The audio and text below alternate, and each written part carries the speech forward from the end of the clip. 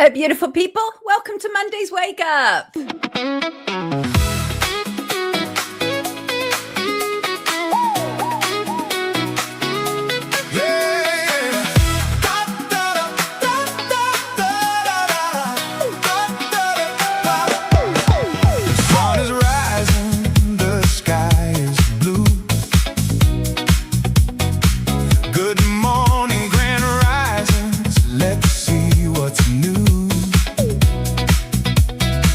It's the time of day for Sonia and crew. Good morning, grand risings. It's time to wake up with Sonia Poulton. Good morning and welcome to Wake Up. I am your host, journalist and broadcaster Sonia Poulton. It is Monday, the 6th of July. It's just gone 1 minute past 9 British summertime, and I'm delighted to be here with you. How are you all in the chat? Yes, Stephen, first comment I see. If you don't think I'm not going in deep on that, you got another thing coming. Stephen said, this government is now trying to screw with YouTube. Yes, indeed it is. Good morning to you all. To Sarah and Merv and King and Now Then TV. Love the punctuality. I give it my best shot. How are you, Jen, living the dream? And how are they over on Rumble Chat? Good morning, Joanne and Taffy Pat. How are you all? Lovely to see you wherever you are receiving Wake Up, whether you're on YouTube or Rumble or Spotify. Thank you for being here. I do genuinely appreciate your company. Twice a week, Monday and Friday. And what do we have on today's show? I will be joined by Dean GUSTAFSON. Dean's often in our live chat. He was knocked over in Manchester in 2023. He woke up with no memory of what had happened, and he's very angry with the man who was then Mayor and Crime Commissioner, Andy Burnham, our next Prime Minister, almost certainly. We'll also be joined by PIERS CORBYN, who will be here to talk weather, geo-engineering, satellites, technocrats, and more. Plus, we'll have, I'm going to dig deep on what Stephen mentioned. The censorship continues, which I'm going to get into very shortly. And I'm also going to look in some depth at 7/7. 7/7 is the UK's 9/11. Unlike 9/11, why are people still so reluctant to see that 7/7 may indeed also be an inside job? And we've got your shout, of course, and we will end with being human. And this was prompted by a viewer writing to me about a situation that they had observed on the London Underground. So thank you for being here. I do truly appreciate it. As said, the Count of St. Germain said 7/7 Psy-Op. Sarah said 7/7 false flag. They're in and off. Hello, Healing Guidance. Good morning, Grand Rising to you. Jane is so tired of this geo-engineering. In fact, I've become quite obsessed. Bad, I know. Hey, listen, what's wrong with becoming obsessed with something, with trying to change something bad that is happening to us? I don't see any problem with that at all. So thank you again. Yes, nothing new, Mark, nothing new at all. So just briefly to look at this, last week, the funeral was held for the three sisters who were said to have died in the sea in Brighton last month. Jane Adatoro, Christina Walters and Rebecca Walters. It was live streamed and took place in northwest London on the 29th of June 2026. It's available on YouTube. I noticed that the comments have been turned off. The three women who were born in Luton died on Wednesday, 13th of May, in what the coroner, Penelope Schofield, said were tragic circumstances. An inquest into the three sisters' deaths was opened in Brighton and adjourned until October. The police say they do not believe that anyone else was involved in the death of the sisters. And the West Sussex, Brighton and Hove Coroner's Court was also told medical investigations are ongoing to finalise the cause of death. Well, clearly they've got the information they need because they've released the girls' bodies, and this is a scene from the funeral, and I've had quite a response from my viewers because it's a story I've looked into. and we'll continue to look into, because something is so seriously off. And I'm going to be really careful with my words today about this, because I want to do something much deeper. But just to acknowledge that I have received your emails. I am absolutely aware of what you're thinking and feeling on this issue, and rest in peace to the three sisters. How are you? How are you all? Robert still doesn't believe it. Good morning, Mark. Thank you so much for that early super chat. I truly appreciate that. Hope you're well. I spoke briefly to my friends about Karen's daughter. Unfortunately, they're on a walking holiday, so have yet to watch your interview. When they return, they will help. Apologies. Please don't apologize. Thank you for doing that. I will do a catch up on Karen's story later, but thank you so much for your generosity, Mark. I truly appreciate that. And Base Driver says the term false flag has become so loaded, it may be better to change the term to something like coordinated event or the like. Oh, I like that. I like that. Yes, good work, Mark. Good work, mate, says Herbert. Good morning, Rochelle. How are you, darling? And Stephen had mentioned earlier this government's assault on free speech. Well, it's multi-pronged and it's unconscionable. A couple of weeks ago, the government published a green paper titled "Watch This Space, a New Strategic Direction for UK Media." And the idea is to consult on options that require social media companies and video sharing platforms like YouTube to prioritize what they call public service media, which includes the BBC, ITV, STV, Channel 4, S4C and Channel 5, and other what they call trustworthy providers.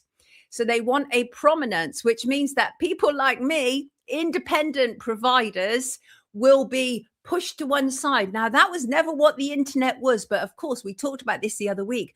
The problem is the internet has become more powerful. Social media has become more powerful.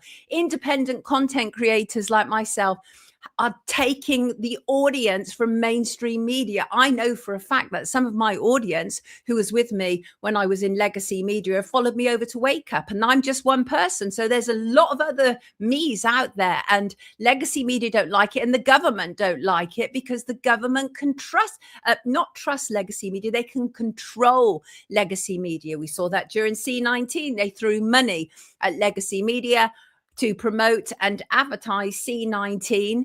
And, essentially these legacy media platforms, became their dogs, do whatever they were told to do. So, yes, the idea is that the government want to put those platforms, legacy media platforms, at the top of people's social media feeds, which obviously means that alternative voices will be edged out.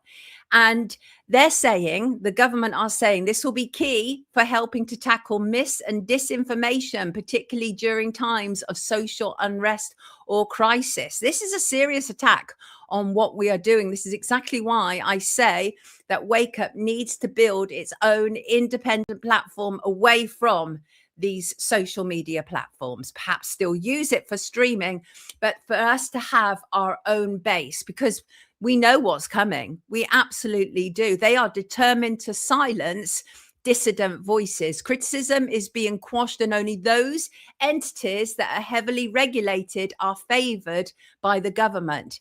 And the fact is that this Fabian Zionist bunch, this is Lisa Nandy, and she is literally the very embodiment of a useful idiot. She's in charge of the culture department. She's the one who released this press statement. She's also somebody who is in charge of our social media from the government, yet she chose to leave X last week and take her whole department with her.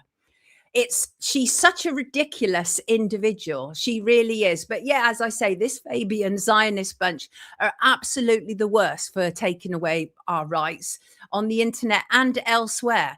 And so powerful have our voices become on social media platforms that they can no longer tolerate us not being in control. They must rein us in, or at least they will attempt to change the laws to make that happen. This is where you come in. We cannot allow this. So the media green paper public consultation has now begun and will run until the 31st of August. I filled mine in last night and submitted it. If I haven't already, I will put a link in the description description. And essentially, please fill it out. Please fill it out and tell them the importance of independent platforms such as myself, about how we can't trust legacy media. Use examples of why you can't trust legacy media, how it's wrong that they are being referred to as trusted news sources. And, you know, the fact is there's been a huge shift. People get news from social media and government mad as hell about it.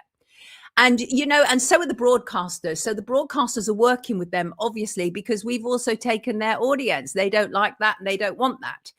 So, you know, the media landscape has moved further and further online, away from traditional broadcasting. And the Lisa Nandy's press release said, we must act so that our world-leading TV sector continues to thrive and top quality UK content keeps being produced. It's propaganda, love, and you know it. And the truth is that there is... in the Broadcasting Act, the charter between the BBC and the government can step in at any time on what they deem a crisis, and they can take over the news. That's written in the contract. And so obviously it's propaganda. We've known that a long time. For decades, BBC has vetted their staff via the secret services. This is very much about a nanny state. There's worse, by the way, because they also want to be able to spoon feed us how we should watch propaganda, right? So they said, sorry, I'm spitting this morning, excuse me. So they said they also want to consider options for improving media literacy and to make sure that people of all ages have the skills they need to critically think about the content they are consuming online and on social media. Yes, this is what they want to do. And as I said, of course, they've had support from legacy media. You have people like Carolyn McCall, chief executive at ITV, and she's delighted, naturally. She said that you know, this is all about high quality, easily accessible content delivered on the platforms and services that people use both now and in the future. It's because your medium is dying, love. And now they want to take over the medium that has been created by people like me, independent content creators, journalists, who have stepped away from that, you know, that mainframe. And it's so ridiculous when you start to go down the press releases that have been issued by the government. Those applauding it, for God's sake, also include Azura Moores, and they describe her as the associate director at Demos. Well, I looked into her a bit more, and actually turns out she's the policy lead at Full Fact, right? So Full Fact, the organization that I think began around 2019, and that is funded by, let me tell you some of the fund. It's supposed to be a charity, right? An independent registered charity, saying they're funded by people like you. They're funded by Google Ireland Limited. They're funded by Meta. They are funded by Facebook Limited. They're funded by Health Foundation. They're funded by London School of Economics, which is a Fabian university. This is who Full Fact is funded by. And they're totally in support of this. Of course they are. I'm spitting feathers, Catherine. I'm spitting feathers.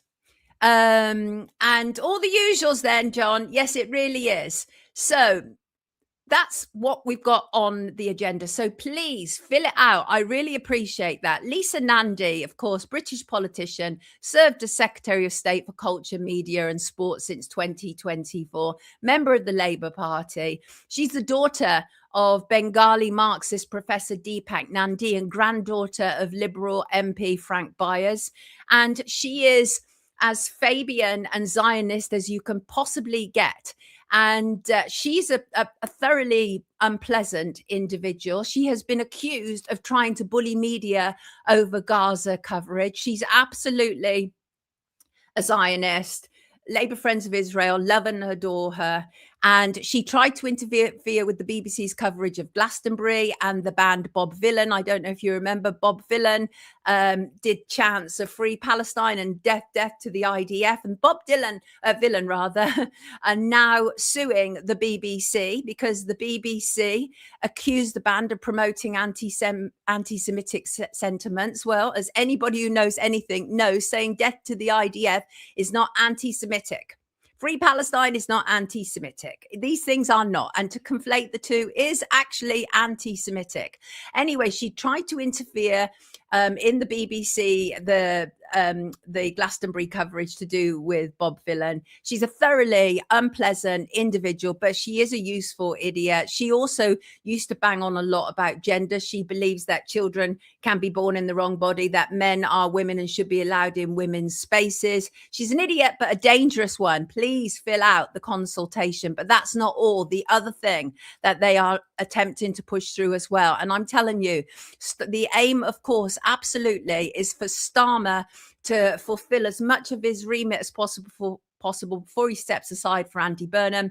And they are also attempting to push through new fast-track legislation called the National Security State Threats Bill, is intended to update existing national security legislation. The bill consists of two parts. The first gives the Home Secretary the power to designate foreign entities as being engaged in state threat activity. Let me break that down a little bit. And because the second part of the bill criminalizes collaborations with designated foreign power groups. Now, the problem is it's very general, both their terms, very broadly phrased. What they're essentially saying is if you as a journalist speak to anybody who's part of a group that the government disapprove of in some way, you can be convicted, and the offence would carry a prison sentence ranging from 10 to 14 years. This essentially kills off journalism, certainly independent journalism, because so you see what they're trying to do, right? On the one hand, they want to prioritize legacy media. And on the other hand, they want to do everything they can to criminalize independent journalists. It's absolute insanity, Mark. Absolutely insanity. You will be happy. Absolutely. And so that's what they want to do. And they're pushing that through. There's a debate in the Houses of Parliament this week about the second one. And please, again, fill out the consultation. Tell them why legacy media is not a trusted news source. And we will take it from there. I'm just waiting. Do you know what? Lenticular cloud. It is actually. Now, I worked for Russia Today, right? And what you got is a lot of British MPs who like to say, oh, this is Russian controlled. What about British media? British media is absolutely controlled by the state. We saw that during C-19. Absolutely ridiculous. This is absolute tyranny, Herbert. It is. They disgust me. Consultation forms. It is good to know what they're planning, Jane. You can only push back when you see it. Too much still being hidden. Yes, it is. Indeed. Ghetto Gothic, are you joining us now? You're due to join us. Pop on. Let's get cracking. I will fill in the form. Don't worry, said Stephen. When did politics start down this authoritarian path? And in Britain, of all places. I liked Abby Martin from Russia Today, KR. Well ahead of her time, wasn't she? At least Russia is for God and family. No country comes anywhere near us for jailing media commenters. It's actually astonishing. But the more that you look at like the Fabian Charter and what they stand for, you realize. And also, don't forget, they work hand in hand, because the Fabian Charter is about very slow, imperceptible moves that you can't necessarily tell are happening. But obviously now they're going to need to rush them through, because I do believe that they have, like, this is what Starmer will do. This is what Burnham will do, because these people are placed there, obviously. No, what's that? Ruth said, have you seen Roger Waters has highlighted a crowdfunder to have an inquest into a death that happened in 9/11 bombings? I don't know anything about that. I don't. Oh, yes. Who did? Who did that? Wolf in sheep's clothing. Well, that was obviously their original logo, wasn't it? For the Fabian Society was a wolf in sheep's clothing. And then they changed it because obviously kind of speaks volumes, doesn't it? Yes, no, listen, lenticular, I get it. I absolutely get it. Yes, of course, you can't on Russia State TV. You don't say bad things about Russia any more than you truly say bad things about the government on the BBC. Not really. Not really. The BBC is large and in charge. They say Burnham isn't a Fabian. Well, I've got evidence that he is, that he's been attending for a long time. Right. Let's bring in our first guest. He's here. Dean. Hello, Dean. Grand rising, everyone. Grand rising to you, Dean GUSTAFSON, everybody. Lovely to have you with us, Dean. You're normally in the comments, and you were a little bit earlier in the comments, and it's good to see you. You're in the comments under Ghetto Gothic. And but you're here today about something, well, extraordinary. I didn't even realize that you'd been through such an experience. So before we go any further, I want to show people images of what you look like, because this is what you're going to be talking about. This is Dean back in 2023. Dean had been hit in a hit and run in Manchester on the 8th of July 2023, approximately around 6:45 early evening. And Dean, that looks terrible. That looks seriously, seriously bad. So you're here to talk about this. You're here to talk about Andy Burnham, who, of course, was the mayor of Manchester for that entire period of time. And you're here to talk about what an absolute shite show the police have made of this, how you have been failed and let down. But these are horrible images, Dean. Tell us what happened. Tell us about that day. Yeah, I was up in Manchester that day. I went to go see the National Football Museum. Went to go watch a film afterwards, and then went to Eccles. There's a golden postbox there that's been painted in God of Sarah's story. After I just briefly seen that, returned back into Manchester via Deansgate Station, started walking up Oxford Street, and then next thing you know, I'm waking up in the back of an ambulance. Couldn't remember anything. No, no recollection of the collision, what direction it was coming, only what I've been told. So and this is where it gets interesting, of course, what you've been told. So when you woke up in the back of the ambulance, can you remember your initial thoughts? Yeah, like what the hell happened to me, and just being in agonising pain in my collarbone and big laceration on my head. They took you to hospital. How long were you there for? I was in hospitalised for 4 days.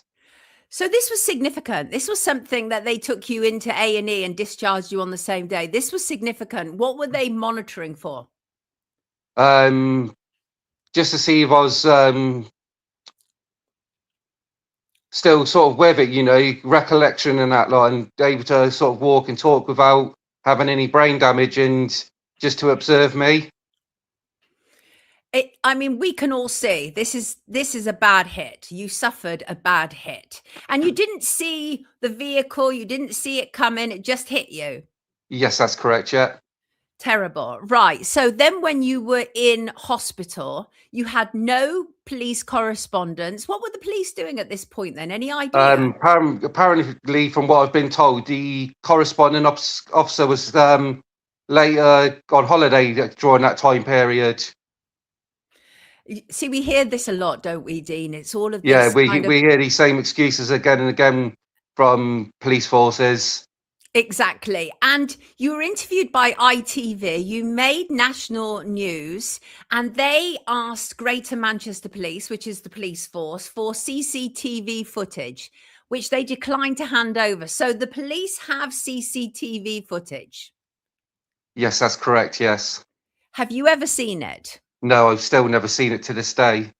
3 years and you've still never seen it to this day. What No, the hell? I'm as further forward as the day of the accident is what I am 3 years later. And that's oblivious to everything still. I mean, the long-term impact is kind of obvious and clear. We talked a little bit yesterday when I did a tech check with you. This is like, because this is a terrible situation that happened to you, for you to have no memory of it, 4 days in hospital, the police failing to do anything, not go the media are already interested. And the police gave a statement, didn't they, to the Manchester Evening News, saying that you spoke to the police at the scene. That's not true, is it? No, that's not true at all. I mean, this is where I've had to sort of get reporters such as self involved in trying to make this go viral and known to everyone. And you messaged was it the local MP, Lucy Powell? Yes, I messaged her, yes. And how did that go? Not well at all. And didn't they refer you to somebody else? Yeah, basically, she told me because I wasn't from Manchester, she couldn't deal with my case, and it was referred back to Annalise Dodds of Oxford. Right, because that's where that's where you live, and you were in Manchester for Yeah. a trip. Got you.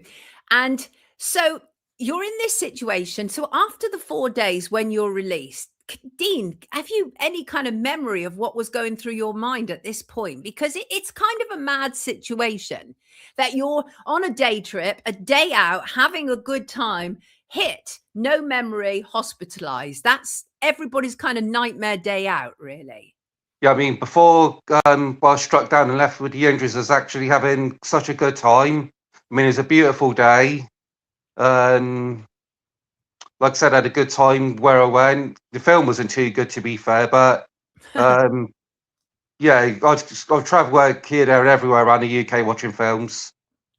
So, but Dean, this isn't making sense because you were clearly hurt to the point where you needed to be hospitalized. So what has happened ever since? What about legal representation? What's happening with that regard? Because you need some acknowledgement and even some compensation, and somebody needs to be held accountable. So what's happening in terms of legal?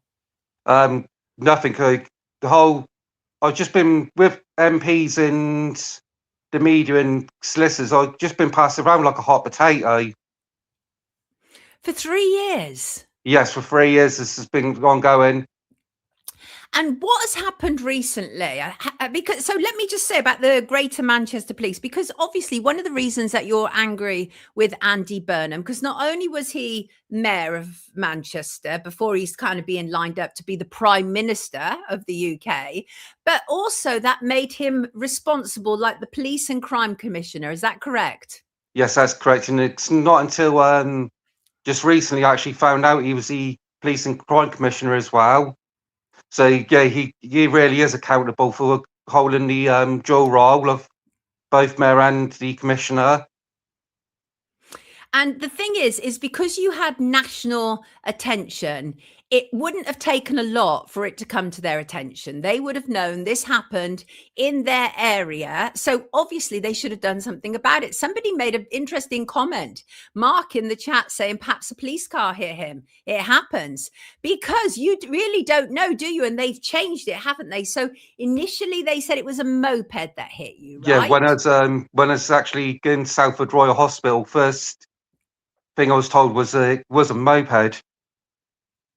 And so it's then gone from a moped to an e-bike to a pedal cycle.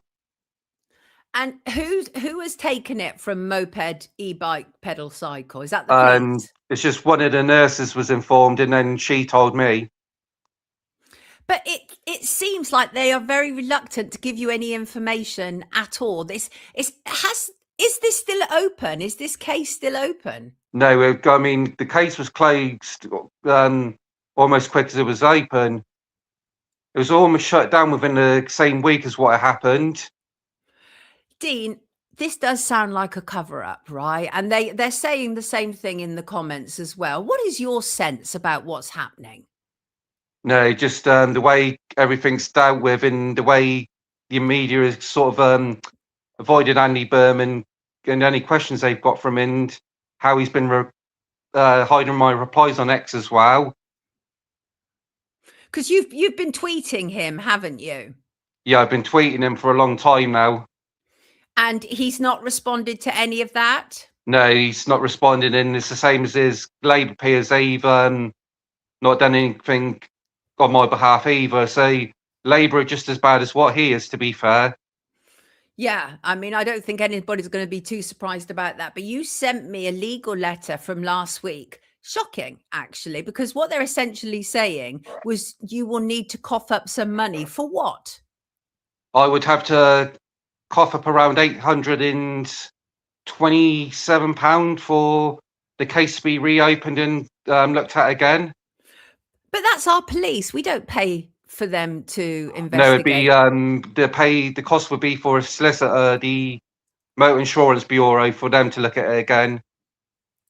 This seems like an open and shut case in many respects, though. You have visual a visual of what happened to you. You were hospitalized. You were on the national news. It's all fairly straightforward. The fact that you've got such little information does suggest that there is some sort of cover-up taking place, Dean. It seems very, very odd. Why haven't solicitors been able to get this information? Have they even identified the perpetrator? No. No, I mean, I thought in this country we're meant to have freedom of press and everything, but for ITV to be told they can't have footage is shocking. So ITV, they were interested because why? Because they thought it was an They were e-bike. making a program about e-bikes around about the same time. And what's also shocking is, why would I be allowed to go onto TV to say it's a e-bike and I'll be told another thing? It don't make sense 3 years later to all of a sudden be told it's a pedal bike when I've already been allowed to go on TV. Yeah, it doesn't make sense. They've literally changed it for 3 times. It's, 3 different vehicles. So definitely something's wrong. Is there, I mean, I'm not quite sure what to suggest here. If you're getting blanks from your political representatives, you're getting blanks from the people responsible for police and crime. The police have closed the case. Lawyers really don't want anything to do with it unless you're going to start coughing up money. It seems most bizarre. So have you tried anything like subject access requests, freedom of information, anything like that? Not at the moment. I mean, I've tried to go down many different avenues at the moment. So what else have you tried in order to be able, because you just want some answers to start with. The fact Yeah, that you're not getting any is something wrong, yeah. clearly. No, just being completely stonewalled at the moment. Yeah, London Lady wants to know why they keep changing the story yet not releasing the footage. Yeah, and that's what everyone else has been saying as well. Why change the story, and then why is there a lack of cooperation with everyone? And King makes a good point. The UK is the most CCTV'd country in the world. Yeah, I think maybe after Hong Kong or China. But yes, we have, and Yeah, it's always the what way. everyone else has been saying. The most surveilled country in the world, and it's strange how we haven't got good CCTV footage of what happened. But oftentimes when we actually do need the CCTV footage, it turns out that we just don't have it, right? Whenever we've got like a crisis or something has happened or somebody's been rammed with a car or whatever, there seems to be a lack of CCTV footage. Do you feel that there is something untoward taking place here or just incompetence? Both. I'd say both. Lenticular said, I hope Dean has kept good records of all these interactions and statements and has backup. Have you? Have you got good records? Yeah, I mean, I've sent some of it to you, Sonia, so you've seen firsthand what I've had to go through. Yeah, you've been dragged through it. I think it's absolutely appalling. And I asked you a multitude of questions before I brought you on because I want to make sure that the story is as is, because I'm a journalist. And I actually found that the story was even worse than you'd first told me. As it started to, unfold, I've been actually really alarmed that for 3 years they've essentially parked you. Do you think they felt able to do that because you don't live in Manchester? Yeah, I mean, part of it where I'm in the south, they think I can't kick up a fuss, but I mean, I'll happily go back. I have been back to Manchester since, and I happily go back up there and get and make a fuss if I have to. Right. Exactly. So, yes, what about the long-term damage? Randy is asking about that because a hit like that, blank out, has to have some impact on you. How are you physically, mentally? We used to be able to lie on my left side, but that's where my broken collarbone is, so it's uncomfortable to sleep now. And the whole of my right leg from my knee downwards tends to hurt from time to time. So you had a broken collarbone, and then laceration on the top just here. You wouldn't be able to see it too well on the camera, I don't think. But no, I think I can see something. I'll try and zoom in a bit. Yeah, so that's the scar. Yeah, so it's left with the bleeding on the brain. The laceration on my right leg, and broken collarbone. Nikki said it's super disconcerting not knowing what happened to him. Yeah, it must be quite scary actually to have that blank. I mean, presumably, have you got like a PTSD as well? Because No, I mean, I'm very fortunate in that sense. I'm very, very fortunate, and I'm happy I haven't, because I know people who have got PTSD, and it does really mess up their lives. it really does. I think you're doing tremendously, actually. Have you been able to resume your life as you were before? Yeah, I mean, it hasn't stopped me from doing the things I've been doing. Like I said, I've been to Manchester since then. Yeah, it's not going to, if anything, it's given me more of a thirst for life. Has it? That's Yeah, interesting. I mean, tomorrow's not promised. No, you know that more than most people, really. So I think you're tremendous. I hope that we can, I don't know, I hope something can shift for you, because it seems a really bad situation. And particularly, obviously, because the man who was in a position to do something, Andy Burnham, is heading into number 10. How do you feel about him as a future prime minister? He's an absolute joke. He really is. He has no idea of what he's doing whatsoever. This is interesting. Connie said they changed it from an electric bike because God forbid anyone would ruin the reputation of an electric bike. That's interesting point. I did wonder that myself, Dean, whether they changed that because of the push for kind of net zero and the C40 cities. Have you considered that? Yeah, I mean, I used to ride an electric bike, and they can be pretty dangerous, to be fair. I mean, the parts of them aren't adequate, and the batteries are quite dangerous as well. So I've actually given up riding one for quite a while now. I think it's absolutely terrible what you're going through. I genuinely do. I don't, I think anybody would want justice for what they've experienced, but almost more than that, you want to know what happened and who did it. And do you know what it reminds me of a little bit? Do you remember that they've only just got him now, 10 years later, apparently, the Putney pusher? Do you remember that? The man who's supposed to be a banker connected to royalty, who pushed a woman in front of a bus in Putney 10 years ago. And now suddenly they've got him, apparently. And it's almost, and he's connected to royalty. And it's almost like he fell out with somebody and they finally revealed who it was, but because of his connections it looks like he was protected. And what concerns me is the person who hit you is connected in some way and able to be protected. Has that crossed your mind? Yeah, I mean, other people have all speculated the same thing. It could be a relative of a police officer or an MP or anything. Yes. Yeah. It really could. It's not straightforward. It's not straightforward, because why would they gather this CCTV, as they're saying in the comments, and not do anything with it? I think the next step has to be a subject access request. They're very straightforward. I can even help you with the wording of what you need to ask for. But essentially, you want everything that has a reference to you, including in the metadata. You want videos, any email references, anything at all. You want to know what they've been saying at GM, at Greater Manchester Police. But if you need help, Dean, just give me a shout and I'll help you with the wording. Okay, appreciate it, Sonia. Anything else you'd like to add? Yeah, just going back onto Andy Burnham. I mean, how's he thinking about all these things he's wanting to do up north? I mean, he's on about having the Olympics in 2040, and I'm just thinking, you can't get Manchester in check now. So what good's you going to be hosting the Olympics in the future? You're not a fan of Andy Burnham? No, definitely not.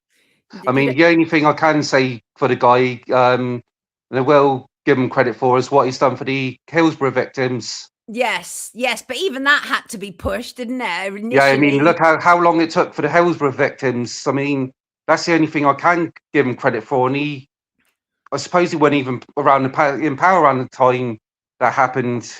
Well, initially with the Hillsborough, he stood up at one of the anniversaries and he was booed because he'd done so little. And then he went back to government and essentially said, I need to do something, and then became the hero and savior of the hour. But initially, no, he didn't.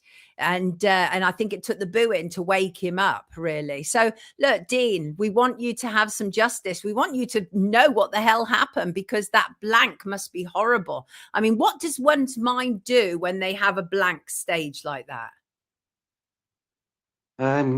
What can you do? Yeah, what do you think of? What do you think of about that? Is it literally the only thing you remember is walking and then waking up in the ambulance and nothing in between? Yeah, I can remember everything before and everything after, just nothing in between. Well, as I say, I will help you write that SARS if you need it. You just let me know. This is Dean Gustafson, everybody. He's often known as, well, not often, he's known as Ghetto Gothic in our comments. He may return there after he's had this conversation. Yeah, I'm going to come back to the comments afterwards. He's going back to the comments. I'm coming back. You take care of yourself, Dean. Good to talk to you today. Okay, Justice thank you, Sonia. Dean. No worries. Cheers. Take care. You're welcome. He definitely needs some justice. It's absolutely ridiculous what's happened to him. Absolutely ridiculous. I can't believe that. And thank you, Frenchie. Thank you very much for your super chat. I very much appreciate it. Let me just release Dean so we can go back to the comments. Thank you for always being brave enough to speak up for the things we know are right. Thank you, Frenchie. Your courage, integrity, and willingness to stand up for what matters. Love your consistency Monday and Friday. I appreciate that. Thank you very much. I do genuinely. I hate injustice. I think what's happened to Dean is outrageous. It would be scary as well, wouldn't it, to have that blank, a bleed on your brain, and now to see that the man who was in a position to do something is now heading to be the UK's Prime Minister. Frightening indeed. Right. What is coming up this week? Well, ooh, that wasn't supposed to happen. There we go. That's Lucy Letby. I've been invited to the launch of this book this week. If I can go, I will, and I'll let you know about it. But it is the release of Reasonable Doubt, examining the case of Lucy Letby. It's available on Cinto Press. It's a major new investigation by Christopher Morris. I was talking to his PI. I think he's been on Good Morning Britain this morning. And it's based on a review of case documents and more than 60 interviews with experts around the case. And rather than advancing like a just kind of a simple argument about why she is either innocent or guilty, it's a detailed evidence-led investigation into this woman who was convicted of the murder of 7 babies and convicted of the attempted murder of a further 7. And there are many people, including very decent professionals who have been prepared to stand up and be counted, who have said that Lucy Letby is a scapegoat. And so Christopher Morris believes that Lucy Letby is indeed a victim of a miscarriage of justice. He believes that her guilty verdict is not beyond reasonable doubt, and he's certainly not the only one. And so, as I say, he set out, interviewed lots of experts, lots of professionals to gather a documented, evidenced piece of work. Really important. Christopher Morris is a seasoned author. He's a researcher. He's also a ghostwriter. And I think it's going to be interesting. So what he's also done, he examined what apparently went wrong at the Countess of Chester Hospital. He's examined thousands of documents that have been submitted to the Thirlwell inquiry. The Thirlwell inquiry is looking into why this happened. And there were calls for the Thirlwell inquiry to be halted because the sizable evidence that is opposing this conviction. But no, I think was she Baroness Thirlwell, Lady Thirlwell, one of those. But no, she refused to do that. Although having said that, there has been delays in the results of the Thirlwell inquiry. So I'm sure there's lots going on in the background. Lots going on in the background. And so I'm looking forward to that. I think that has the potential. That book has the potential to be taken very seriously because Christopher Morris has some form. And as I say, he was able to get on, to my knowledge, to Legacy Media today. And that's obviously a big, good platform in order to be able to promote a book. And if I can go to the launch this week, I will let you know all about it. How are you all in the comments today? How are you all doing? How are you doing? Ghetto, they're saying Casper, the friendly ghostwriter. Bad people need scapegoats. What's that? Fred, are you here? What's going on? Well done for speaking up, says Connie to Ghetto Gothic. Yes, indeed. He's done a grand job, hasn't he? Grand job. Right. What else do I want to talk about before my next guest arrives? Let me bear with me. Just bear with me. Odd goings on, right, at the Noah Donohoe coroner's hearing. There's some very weird stuff going on. Let me just see if I can find my notes into this unprecedented adjournment. So Noah Donohoe, 14-year-old Belfast schoolboy, and we were told that he disappeared and then was found in a storm drain, and his mother Fiona and his auntie, they've all been fighting for justice for Noah because and I have to be careful because this is like a live trial, so I have to be careful not to really offer my opinion on what has taken place. But there was on Friday night this incredibly unprecedented adjournment, and it was after the jury failed to reach a unanimous verdict. And the coroner, Mr. Justice Rooney, paused the proceedings at around 12:50 a.m. They'd had 14-hour court session and 24 hours of total jury deliberation spanning 3 days. And the decision means a 5-month-long inquest. That 5-month-long inquest will now be paused until at least August or September and maybe even October. And they said that some of the reasons for the adjournment included the fact that some of the jurors were scheduled to leave for pre-planned holidays. The panel has also been deliberating nonstop since Tuesday morning, was visibly exhausted by midnight on Thursday. And they also say that it's about protecting the process integrity. You know, the minimum legal requirement for an inquest jury can drop to 7 members. And Mr. Justice Rooney stated it would be totally wrong to rush the remaining members or exclude those who had dedicated 5 months to the case. The court explicitly required a unanimous agreement on 10 core questions, meaning a majority verdict could not be accepted. So when the jury reconvenes later this year, they must reach a unanimous decision on these 10 specific questions regarding Noah's death in June 2020. Those factors include police responsibility, assessing what the police service of Northern Ireland knew when they knew it, and whether any police operational failures or delays contributed to Noah's death. Then there is the issue of infrastructure safety, which investigates the safety and public accessibility of the underground storm drain managed by the Department of Infrastructure. And the coroner has firmly warned the 10 jurors to avoid all social media. I'm not sure how they are going to be doing that for several months.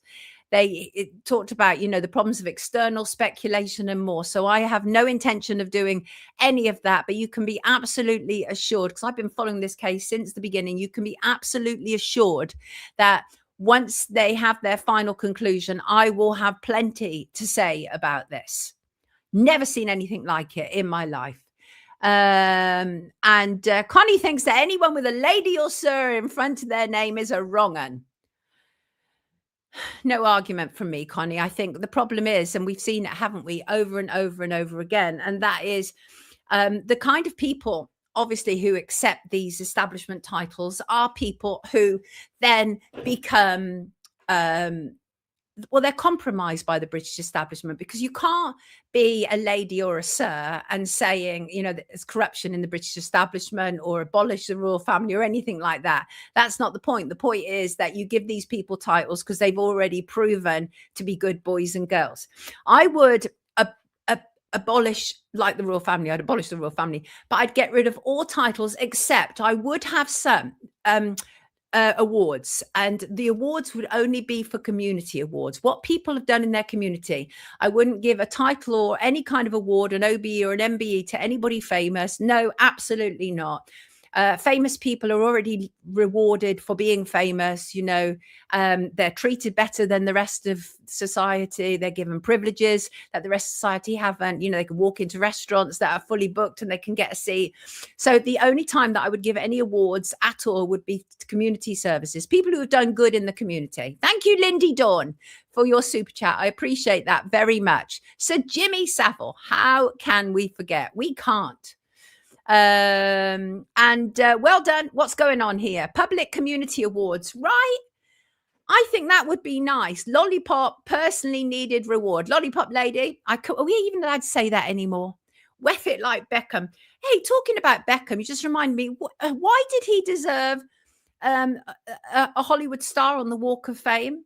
David Beckham is just an ex-footballer, right? I know he's been made a sir now, but that was after years of just pushing for it, doing everything that he humanly can to be made a sir. OBE, other buggers' efforts. No celeb is a proper functioning system. The honors and titles are an absolute joke. Well, we're just waiting to be joined by the lovely PIERS CORBYN. Just have to say, did anybody see what Israel Exposed have done? Let me just find my notes on that. It's absolutely excellent. Israel Exposed have put together a website for people to view the footage collected from Gaza, and it's all in one place. Because the problem is when the social medias, they're all up to their eyeballs in Zionism, including X. And so Israel Exposed have created this incredible website. It can be accessed at archivegenocide.com. It includes 64,537 videos, 17,905 photos, the ability to download individual videos. There's a searchable index. Trigger warning. It's horrible, gruesome, unedifying, disgusting stuff. I can't think of enough words to tell you how foul and disgusting it is, and yet it is still necessary. All in one place. All in one place.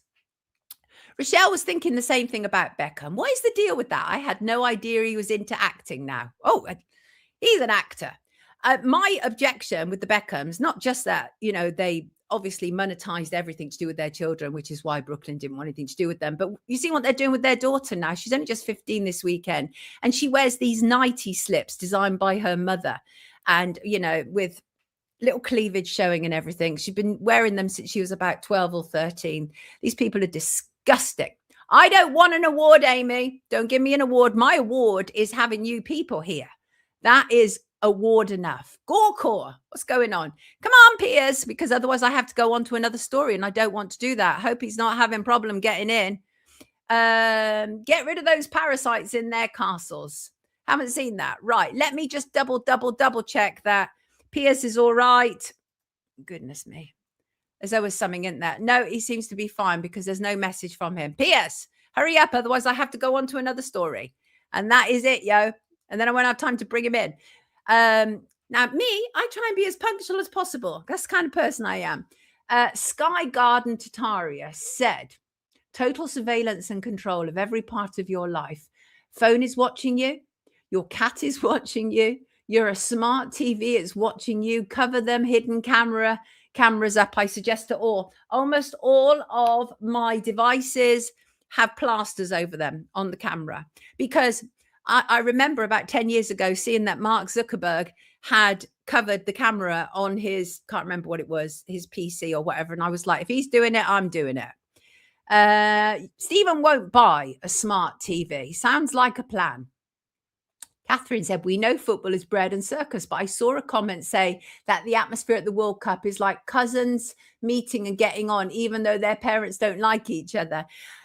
There is something to be said for it, obviously. Not in the kind of Lisa Nandy vein, because part of their press release was about how TV and sporting events bring everybody together. And we know that. And we also know that sporting events act as a great distraction. But I have to say, over the last few days, to be out in the back garden and to hear families cheering together when England is scoring it's actually wonderful. It really touches me. You hear the dads and you hear the mums and you hear the children. They're all cheering together, and it's clearly brought them all together. And if that's what has brought them together, then so be it. The light shines in the darkness, and the darkness can never extinguish it. I'm going to wait a few more minutes for PIERS, and then we are going to move on to something else. Why can't people just do what I ask them to do? PIERS, hurry up, man. Let me see what else I can refer to while we are waiting for him. I think we all realize now that Nigel Farage is going down. The media have decided they've had enough of him, right? And I mean, I've known this for a long time. I've not been a Nigel Farage fan right from the get-go, and certainly during the 7 times that he attempted to get elected. And but it's really outrageous that the media suddenly turn on him, because it's the media that built Nigel Farage, certainly the BBC. He was on Question Time repeatedly when he didn't even have a political party. They loved him, but now they're after him. And I saw, I think it was the front page of the Sunday Times yesterday, and because the fact is, Reform is now funded by 3 billionaires. You've got Christopher Harborne, who is a tax exile living in Thailand. You have Ben Dello, who is also a tax exile living in Hong Kong. And you have Sasan Gandhari, who is also a tax exile living in Switzerland. So lots of tax exiles living in other countries, paying money in order to play. Paying to play. Ben Habib has gone quiet recently. Kenneth, didn't he close Advance? Think he closed Advance, right? Think he did. I'm not going to wait any longer for lovely Piers Corbyn, which means that he may well come in the middle of me talking about 7-7. And if that's the case, then he might have to wait until I've completed it. I like Piers. I've got plenty of time for him. He'll be back. Give him a few years. Who's that? People need to change the generic password for some devices. What's going on? The main parties are funded by millionaires too, always have been. And isn't Tice abroad most of the time? Yes, Amy, he's in Dubai, isn't he? And I always find it hilarious in a kind of ironic kind of way that you have him and his partner, Isabel Oakeshott, where they're constantly banging on about, you know, the streets of England, and they're there in Dubai. I think if you are a politician, you should not have the choice of being based out of the country. That's outrageous. And I also don't think you should be having second jobs. And again, Nigel Farage, top of the list there. And don't get me wrong, a lot of them are all the same. But Nigel Farage is like a Donald Trump. He's like a Boris Johnson. And that is, they entered office to enrich themselves. I don't believe any of those people had good intentions. Have you heard about the antibiotic for depressed lesbians? It's called Trico. Again, I haven't pronounced that right, have I? Because if I had, it would probably be funny. Dubai's a den of iniquity. Rupert Law is in Texas doing a podcast with Joe Rogan, apparently. Yes, I saw that. He was in a driverless car, wasn't he? And so sad people can unite over World Cup, but not over making the world better for all. Reba, I know. I couldn't agree more. I absolutely agree with you. Yes, you're absolutely right. Right. Okay. Don't know where Piers is. And we're going to move on. We are. Right. So let me actually... Tell you what I should do is I'm going to go to your shout, because that would make it. Oh, wait, is this him? Here he is. Here is Piers Corbyn. He's here at last. Piers Corbyn has arrived. How are you? I'm fine. It's a beautiful morning. It's a fabulous morning. Let me just talk to the chat a second. Oh, I've got you. He tried Cox again. Got you. Sorry, talking to the chat. Everybody, Piers Corbyn, lovely to have you with us, Piers. Absolutely lovely. Well, it is a glorious day out there. Absolutely glorious. Well, as I long range forecasted at weatheraction.com 3 months ago, we'd have this very fine start of July. So you did you? You knew this was coming, and you've often been referred to, even the reprehensible Boris Johnson, when he was London mayor, actually referred to. Do you remember that? He referred to your long range forecast. Oh, I do. No, he used to phone me quite often, but because he was arguing with Cameron about something on this stuff, so he wanted my advice, and I gave it to him. I also warned him of some very heavy rain that was going to take place in the London Olympics, if you remember, and it did. You've got a very interesting background. You're an academic, you're a British weather forecaster, you're an activist, you're a former politician. Many people often refer to you in relation to your brother, Jeremy. And you and we've talked before about this. I remember you coming out against the fake anti-Semitism witch hunt that was taking place in Labour. That was fairly outrageous, wasn't it? It was, absolutely. And then I was accused of being an anti-Semite, and I said, why is that? Oh, because your brother is. I said, well, one, he's not, and two, he's my brother, he's not me. Right, exactly. He used to be my brother, and now I'm his brother. Yeah, and it's funny, isn't it? So, how many times do you reckon you've been arrested, Piers? You've been for your activism. You have been repeatedly arrested, haven't you? Yes, I've been arrested since May the 16th, 2020. I've been arrested 20 times. And Yeah. charged, convicted? Yes, charged and convicted, and about half of them have been dropped. And currently I'm paying off fines at the rate of £5 a week collected thing for all of them, because I argued about it. They're just ridiculous, and that's what I'm paying. And this was for standing up against kind of the lies and the propaganda. You were fighting on behalf of all of us, which is what you've always done. Now, I mean, obviously, you and we're not spring chickens, as somebody might say. Does there not come a point when you just... Yeah, well, you are, obviously. But seriously, I identify as 29. Why not? These days, they say you could identify as a your cat spirit is very youthful, but is there not a point when you just think, sod this, I've had enough, I'm done, I want to... Or do you think you're going to be an activist until the day you die, or what? Well, probably until the day I die, yes. But there are other things I do, and I don't spend enough time on them right now, namely a lot of physics and science, because apart from the long range weather forecasting, which is a lot of work to get that going. I mean, 40 years of research have gone into that, and we've floated on the stock exchange. But there's that, and there's also other aspects of science which I like to spend some time on. And you have to carry on with these things. You can't just drop them, because things change all the time. As well as being an activist which is connected to it. You would consider yourself a man of science? Well, absolutely, yes. I got a first-class degree in physics at Imperial College. Before that, as a child, I was very active in science and built my own weather station with a barometer from water up the side of the house, a brine barometer, and electrical thermometers, all sorts of things. And have written various scientific papers on... well, I did physics and theoretical physics at Imperial College. Then I did research in solid state physics and superconductivity and such things, and then did a master's degree in astrophysics at Queen Mary College. And that led to more ideas about long range weather forecasting, which I'd always been interested in as a child. And there was all sorts of stories about the sun's activity might be affecting the weather, and in fact it does, but it's not a simple matter. It's a lot of complicated. Let's talk about that. Let's add this man's image to our screen. Elon Musk, not my favorite person in the world, Piers, if I'm absolutely frank.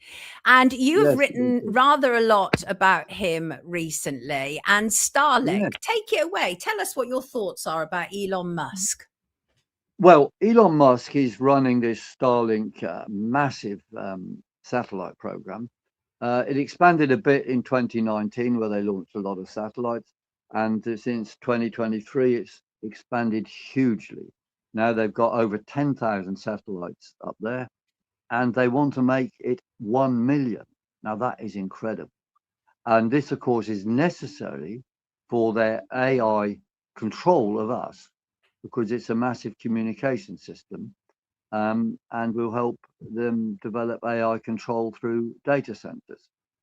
And one of the very big problems with this thing is that a few satellites may be okay, but you see, satellites always crash. They always burn up in the atmosphere eventually. And currently, the daily rate of satellite burn up is producing 30 kilograms of aluminium oxide per day. Now, this comes down as nanoparticles, and of course, you can breathe it in, or most of it goes into the ground, where of course it's also a pollutant. But it is a big problem.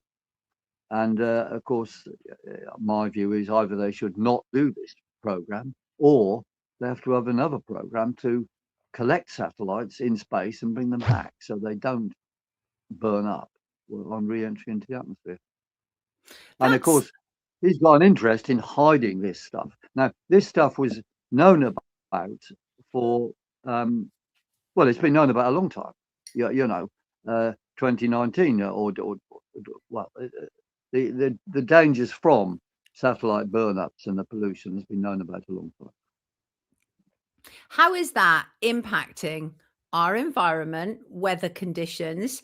And for example, one of the issues that you touch on with this is to do with chemtrails and geoengineering. How is Right. that all impacted? Well, it's a tiny amount of material, so the impact on weather is zero.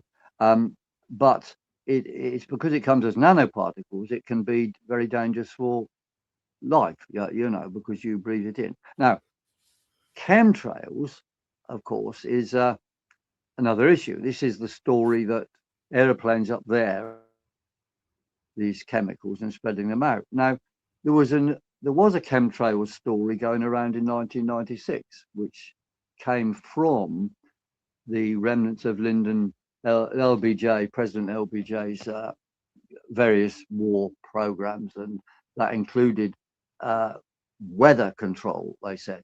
Now, there were then what were claimed to be chemtrails in the sky around 1996, and there was a campaign against them and so forth. But it was shown that there's no chemicals in these chemtrails. It's just water vapor. They were just water vapor. And that campaign died a death. It just got forgotten. However, there's been a revival of the campaigns, more or less in parallel with Elon Musk's space So then you see this claim that this chemtrail is causing pollution, which is not true, has been used as a cover for Elon Musk. Because look, the last thing he wants is to have his SpaceX program stop. So it's fantastic for him and others that there's these people prancing around saying, look, it's all up there, it's all chemtrails. So they're campaigning against the chemtrails instead of campaigning against and their pollution. And so I've no doubt that Elon Musk has a hand in supporting this chemtrails campaign. Because see, the chemtrails campaign, Lisa, people got involved in it, but already two things: that there was already pollution in the ground from all these satellites that have been falling down over the many decades. So, but the governments, and certainly ours, and certainly the media over the last year have been forced to confirm about geoengineering. So you're not denying geoengineering is taking place, are you? Well, no, geoengineering is a fake science. It doesn't do what it claims. It claims to be able to do this and that and dim the sun and so forth.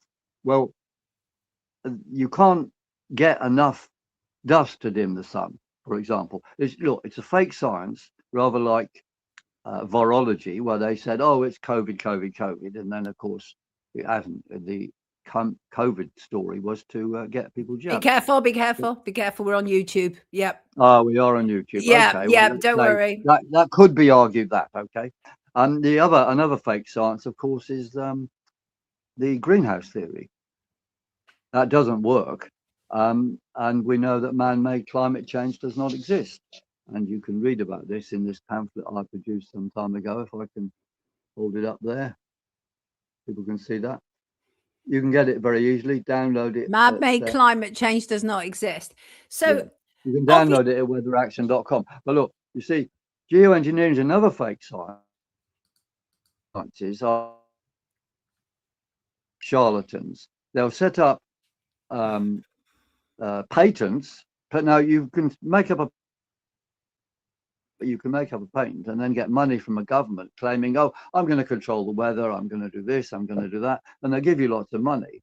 And there are people groups like this, the ARIA in the British Library, where they say they're doing research into dimming the sun. Now, they'll never dim the sun. It's complete nonsense, but they're getting money for it because then people believe, oh, look, they're being paid to dim the sun because of climate change. So we've got to stop climate change. We've got to do what we're told. We've got to not drive any more cars. We've got to have our carbon footprint and all that. Because look, understand the scale of this nonsense is that if you want to dim the sun, you would have to put a lot of dust up there, okay? Now, the sun did get dimmed when Krakatoa exploded in 1883. and that volume of dust, you can calculate it. If you want to put up that equal volume of dust, which cooled the atmosphere by about 1 degree, that's a fair estimate, you would need all the aeroplanes in the whole world emptying a plane load of dust every day. And how you're going to make all that dust, I don't know, but every day for 3 years to produce that 1 degree cooling. Now, look, this is absolutely impossible. You're not going to get that to happen at all. So they know it can't be done. So they talk about, oh, do this, do that, and so on. But they're just there to make money and ideological propaganda. Now, see, And they're so paid up to to a do it. certain point, yeah, up to a certain point, I absolutely agree with you. I agree with you about the net zero. I agree with Yeah. you about the fake climate change. I agree with you about the amount of money that is being made for these green Yeah. initiatives. What I don't agree with you about is the issue of geoengineering, because to me, it's evident. It's right there in front of our eyes. The skies don't look the same as when I was a child, Piers, and that's not just an increase in traffic. Go on, you want to say something? Well, it is two things on there. There's about 10 or 100, I don't know, many more airplanes than 50 years ago, and they're also much more powerful. So the average sort of effect totally of this is it's 100-fold. So these contrails, i.e. condensation trails, are 100 times more impactful now than they were 50 years ago. So obviously they are more evident. Second thing is, actual proper measurements have been done as to what these contrails are. In 1996, it was exposed as nonsense, but more recently, more advanced measurements through what's called reflective spectral analysis from other satellites high up shows that they are completely 100% or 99.99%, whatever, water vapor. There's going to be impurities in the jet fuel, which have left a few tiny infinitesimal bits. But that's it. It's been shown they are, there's no chemicals in chemtrails. That's the point.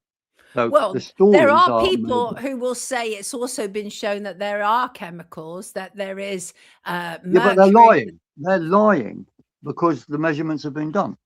Now, By who? there is mercury around, or lots of things around, but they've come from satellite burn-ups. They're not coming from aeroplanes. Another thing about the aeroplanes is that they do produce a lot more water vapor because they're much more powerful. But the other thing is some modern airplanes, quite a lot of them now, have water stored in them, and they add the water. I know it sounds crazy, but they do this. They add the water to the jet fuel to increase the momentum of the jet fuel and the maneuverability of airplanes when they're taking off and landing, or when they're doing military missions, if they're military airplanes. So there's extra water vapor and extra thickness of contrails. What And do the you contrails will think? come and go depending on the Yes, water vapor content of the upper but there is a atmosphere. It's all difference. physics and weather. But there is a difference. And the thing, you know about science, you're a man of science, right? You know that science is never really settled, right? It's always open to new information. And then you have to, reevaluate what you think about it and all of those wonderful things. So, and I watch them, and I've watched them for a very long time. And there is a distinct difference in those trails, and not just depending on what the craft is either. Some last much longer than others do. Some evaporate even as the plane is flying up, but some hang around in the atmosphere. Of course. Why do you say of course? Well, of course, because if it's damper up there, then they will hang around.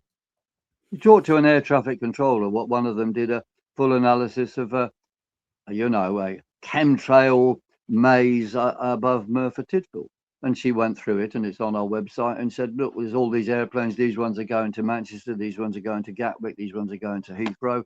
They crisscross at different levels because air traffic controls aircraft to crisscross at different levels. And she just exposed it all as a complete nonsense. Look, let's be clear. People who are promoting this stuff just want hits on the internet. They're not interested in truth. And all of these Psy-Ops, it is a Psy-Op, follow what I call the Flossie rules. F for funding. They've got a lot of funding. And this modern chemtrail story got loads of funding, with Matt Landman and others just popping up in places. So F for funding, L for lockstep, They appear all over the world. All these claims from little campaigns all over the world. Let me and they're just say coordinated. this. I have to interject there. Happened under.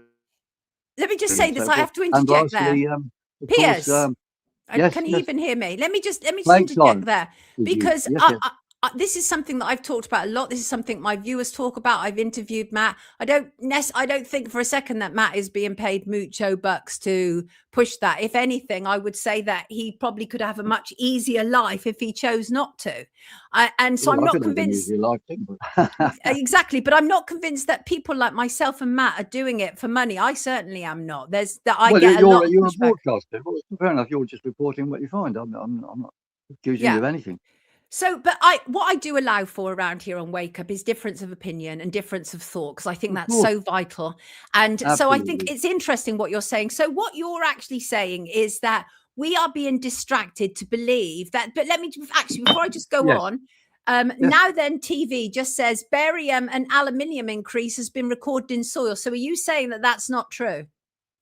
No, the barium and aluminium increase is very true, and it's come from satellites. The aluminium specifically from the satellite burn-up. The barium is that as well. As also, though, the American government put up a lot of barium compounds to do reflective experiments in the stratosphere, ionosphere. And that stuff has come down and is still coming down. So that's why there's a lot of barium and aluminium. But there will be a lot of other things, because satellite contains all sorts of stuff in their electric circuit. So that's where it all comes from.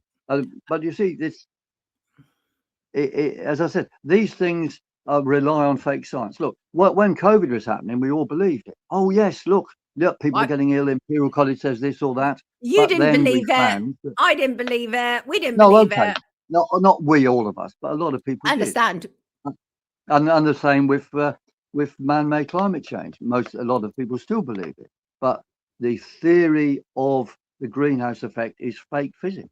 And you can read that in that pamphlet I just had. And I literally don't disagree with you on that. Geo-engineering is fake science. It's just a device to pretend things can be done and collect money and ideologically control the world.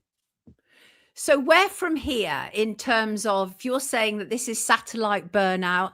So, but you're saying that it's minimal. The impact on Earth is minimal. You're saying. Well, it's a poison, so it's bad. But in terms of weather, it's infinitesimal. But the danger is the pollution from it, and we have to cope with that. Now, what could be done? Well, either Elon Musk's program has to be stopped. And I think it should be, because I don't want all this control through AI data centers, which is what it's about. Or you can go up there and catch these satellites with other satellites. So that is a doable thing, expensive, but bring them back to Earth so they don't crash and burn up. What are you currently working on? What is of real interest to you? Because your activism usually has a focus, doesn't it? Yes. I regard this stuff as a distraction, but of course, what is behind it is the DigiID thing, because the AI centers are needed for DigiID. So I'm campaigning very strongly against DigiID, and also for accountability in modern politics. And we have our Andy Burnham has suddenly turned up as going to be the new Prime Minister. And well, look, hang on. We need a bit of discussion on this. And Labour are really intent on avoiding discussion. So I've been campaigning with others to get David Lammy and Ed Miliband to stand. Now, I don't agree with them at all, any of them. But if they stood, there'd actually have to be a debate and a vote in the Labour Party, where we could raise everything. And the things we want to raise, we've got a little mnemonic for this, WCXI. Stop all those wars. But I mean, Britain shouldn't be complicit in the genocide. The climate con has to end, and we have to rebuild the economy, because this net zero stuff is costing the economy hugely. Third thing is vax. You've got to axe the vax. No more vaccine. We know it's killing and maiming. Careful. YouTube. Careful, right. It has been an edge list anyway, but let's say there's there's no. But we have a vaccine. We have a vaccine damage fund, so the UK government have had to admit it to a certain degree. Well, anyway, I got you. That's fair I got enough. you. Good It's point. very And interesting. the I'm last looking at thing the is comments. DigiID, the I for DigiID. So I'm looking at the WC. comments, very divided. I was expecting people to go absolutely crackers with you because I know there's a lot of people in our chat generally who talk about geoengineering, but there are also people in the chat today saying that what you're saying is true. And I don't know if I've seen our comments that divided on the subject of geoengineering before. So that's interesting. We've got a debate. That's nice. But people should come along to weatheraction.com or specifically my X site, which is at PIERS_CORBYN. And all the links to what I've mentioned will be there as well as going to weatheraction.com to download that pamphlet. Anything else you want to add before you leave us today? Well, I think we have to be focused on evidence-based science and politics all the time. And modern society, through all of these attacks on our rights through the World Economic Forum, are undermining that. That's the first thing. The other thing is we have to unite and support each other, opposing the World Economic Forum diktats. And to summarize that, I would say we resist, defy, and do not comply. Resist, defy, and do not comply. On that, Piers Corbyn, you and I can absolutely agree. I think it's very healthy to be able to disagree, actually. Absolutely. And I think it's so vital because we're living in a world which is so full of fascists who just want to close us down if we have a difference of opinion with them. So I think it's really important. And I appreciate you stepping up to the plate this morning and telling us what you think. I do. Mary says, thanks, Piers. My ex-partner is a pilot. This guy is correct, says Jay. Right, got you. Listen. Thank you. Well, pilots do say that, and air traffic controllers are on my side, and experts on air safety are on my side, who, and have a lot of conversations with them. Jane says, thank you, Piers. Discourse is important and your views are interesting. And Gary calls you a snake. So, yes, we have a difference of opinion, don't we? We're allowed that. No, I don't identify as a snake. I might identify as a cat, but I identify as 29 years old. Of course you do. And you've got the spirit of it. Everybody, this is Piers Corbyn. Lovely to have you with us this morning, Piers. Lovely to see you. Have a great week. Take good care of yourself. Thank you very much. Well, he's thrown the cat amongst the pigeons, hasn't he? Which is great. And much appreciated, Piers. Other pilots have been threatened and sacked for speaking out. Yeah, Gary, I was supposed to have that pilot on with me. And then I did a tech check with him on the Sunday and he didn't appear on the Monday. And it was weird. Great conversation. I enjoyed it, said Marlena. But not everybody did. Thanks, Piers, said Stephen. Thanks. And cheers, Piers, said DJ Markson. I think that it's so important just to be able to hear other people's opinion. I mean, he is somebody who's got some understanding of it. But you know what?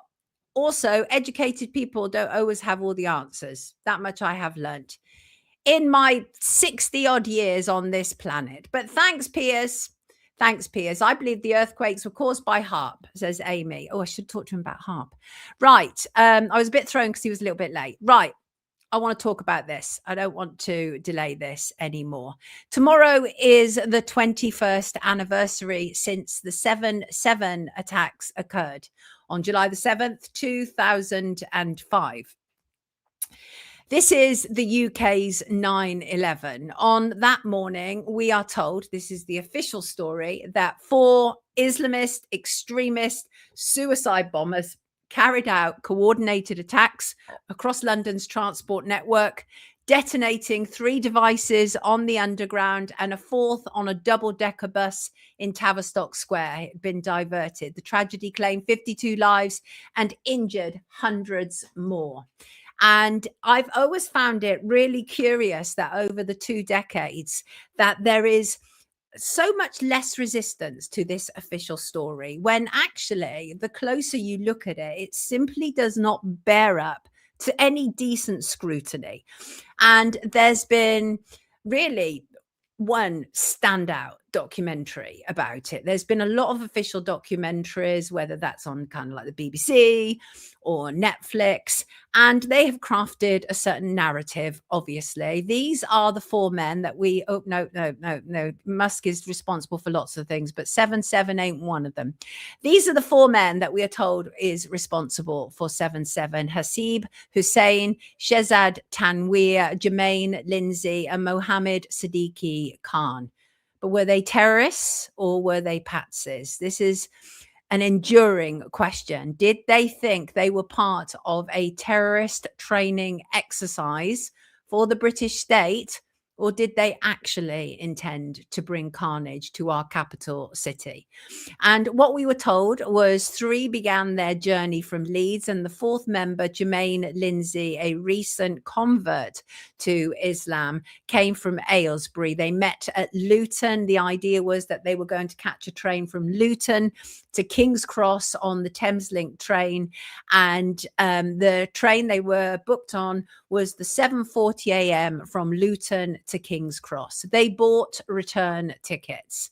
Not sure who would buy return tickets if they don't intend to return, but anyway, there were claims afterwards that their car, which was found in the car park, had explosives in. But why were those explosives there if not for future use? Or were they stitched up?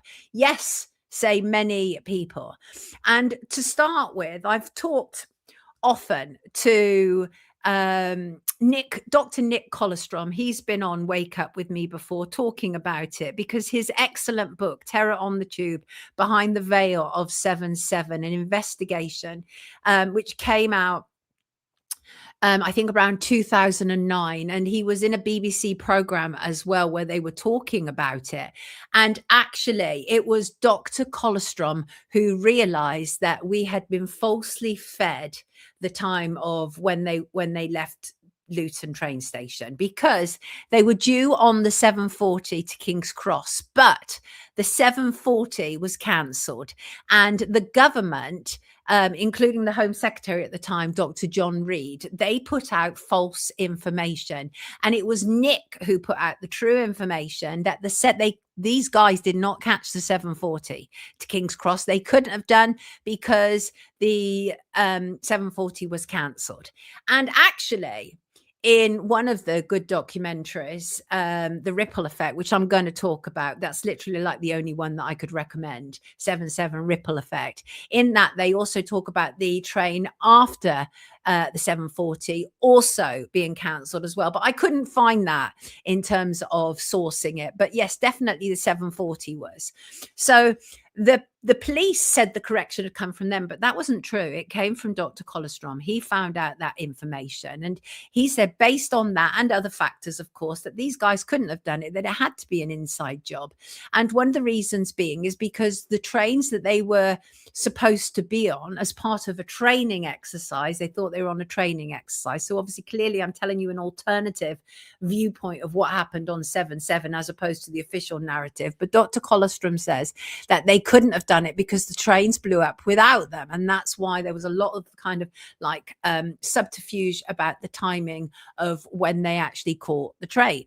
And also it's important to note, and we mentioned this earlier with Dean, didn't we, that the cameras were faulty throughout the entire underground system, didn't capture the guys. They were faulty on the bus that one of them was said to have taken as well. And this was registered that there wasn't any good footage to capture these guys. And that's simply because they couldn't have captured the guys, because they weren't in the place that the official narrative said they were. 3 of them were unable to catch the tube trains that they were supposed to be on because the train from Luton was cancelled, and they got in late.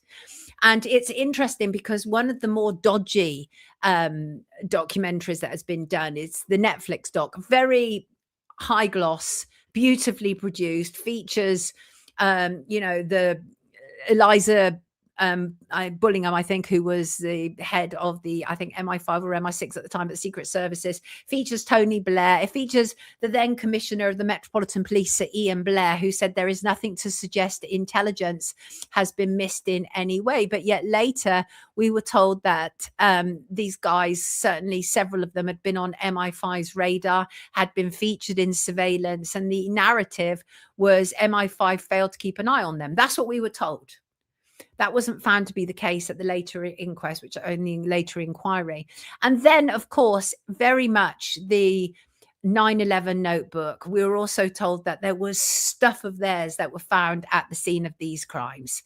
And they said that they had identified CCTV footage showing the 4 men at King's Cross Station shortly before 8:30 a.m. on the morning. And they said that they found personal documents bearing the name of 3 of those 4 men close to the seats of 3 of the explosions. So it's just incredible, isn't it? Do you remember this happened during 9/11? They had an almost perfectly preserved passport, didn't they? For one of the, was it Mohammed Attar, if I remember correctly. So it's part of a playbook.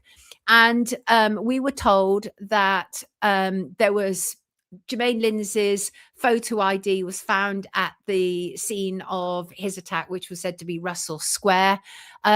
But when you start to look into the guys and start to look into what their community actually thought about them, all 4 were very well thought of with excellent reputations in the community. In fact, several of them were involved in initiatives to help with community cohesion. And if there were any problems, Mohammed Sadiq Khan, who was the oldest of the 4 and was often considered to be the ringleader, was a teaching assistant. And we saw a video of him with his baby where he says, "Not long to go now. I'm going to miss you and your mum, but I'm doing this for my future." And the Ripple Effect talks about how they were asked to make those videos as part of a training exercise, because we do know, and I'm going to talk about that shortly, that there was a training exercise being conducted at the same time on the same day in the same locations, right? So the alternative narrative is that they were very much involved in the training exercise, and they were chosen because they were seen as people who were sort of sympathetic and were well integrated.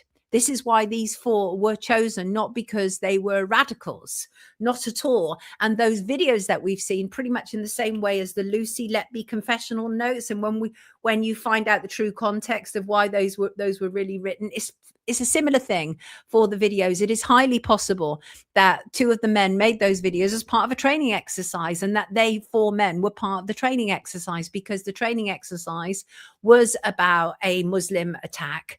And so they would have needed to use, Muslims in order to be part of that training exercise. And the theory is these 4 men were those men who were used for it. And the 7/7 Ripple Effect is excellent. It's available on YouTube, and generally you can't get it in one whole documentary, and it's over several parts. I think might even be 7 parts, but very short, 5 to 10 minutes each part. And it's absolutely brilliant. The narrator is clearly someone very well researched, and said that this was all scripted for the training exercise. And it came out within years of 7/7. And this was somebody who appeared to have an inside track about what was taking place. And very interesting when he talks about, for example, Hasib Hussein, who is the young guy, the first image here. He was only 18 years old, and his identity card was found at the bus. Like 9/11, this is very useful, obviously, for identifying people. If your identity is found at the scene of crime, the world is a stage. Yes, indeed it is. But you know what? I think 7/7 Ripple Effect is such a great documentary, and BBC did a program where they fact checked it. Well, I decided to fact check it as well, and actually I disagreed with a lot of the BBC's conclusions. And as I say, it stands up to scrutiny, unlike a lot of the BBC's work. And one of the things it talks about is the bus, and we're all familiar with what was on the side of the bus, because as the years have gone by, I'd completely forgotten all about this. But on the side of the bus that Hasib Hussein was said to have blown up, it actually says, it's an advert, and it says outright terror, bold and brilliant. And that was one of the things that I fact checked. I was like, nah, I don't really remember it being like that. That can't possibly be right. That would be too much. But actually it was. I went through all the footage that was captured by the news wires. And yes, that is a legit, that's a legit advert. And isn't that interesting? So interesting, I feel. And I'd forgotten all about that. And but yeah, so essentially what 7/7 ripple effect is saying is that the trains blew up. These guys realized that they'd been duped and that they would be blamed. And the three cannot phone anyone because the phones have all gone down now. What can they do to protect themselves? And one of the earliest news reports, very interesting, was about how these terrorists, for some reason, had made their way to Canary Wharf, which is where news operations, there are news operations there. So it's possible that they wanted to make their way to, I don't know, some newspaper or whatever. But yes, so early news reports said that these terrorists had been shot and killed at Canary Wharf, which in its own way, you have to ask the question, and that is how could suicide bombers who were supposed to have blown up trains survive to get to Canary Wharf? So I sought to fact check that as well, because again, it's one of those things like the dancing Israelis around 9/11 that you hear a lot about, and you don't necessarily know if there's really any basis to that, if there's really any factual basis.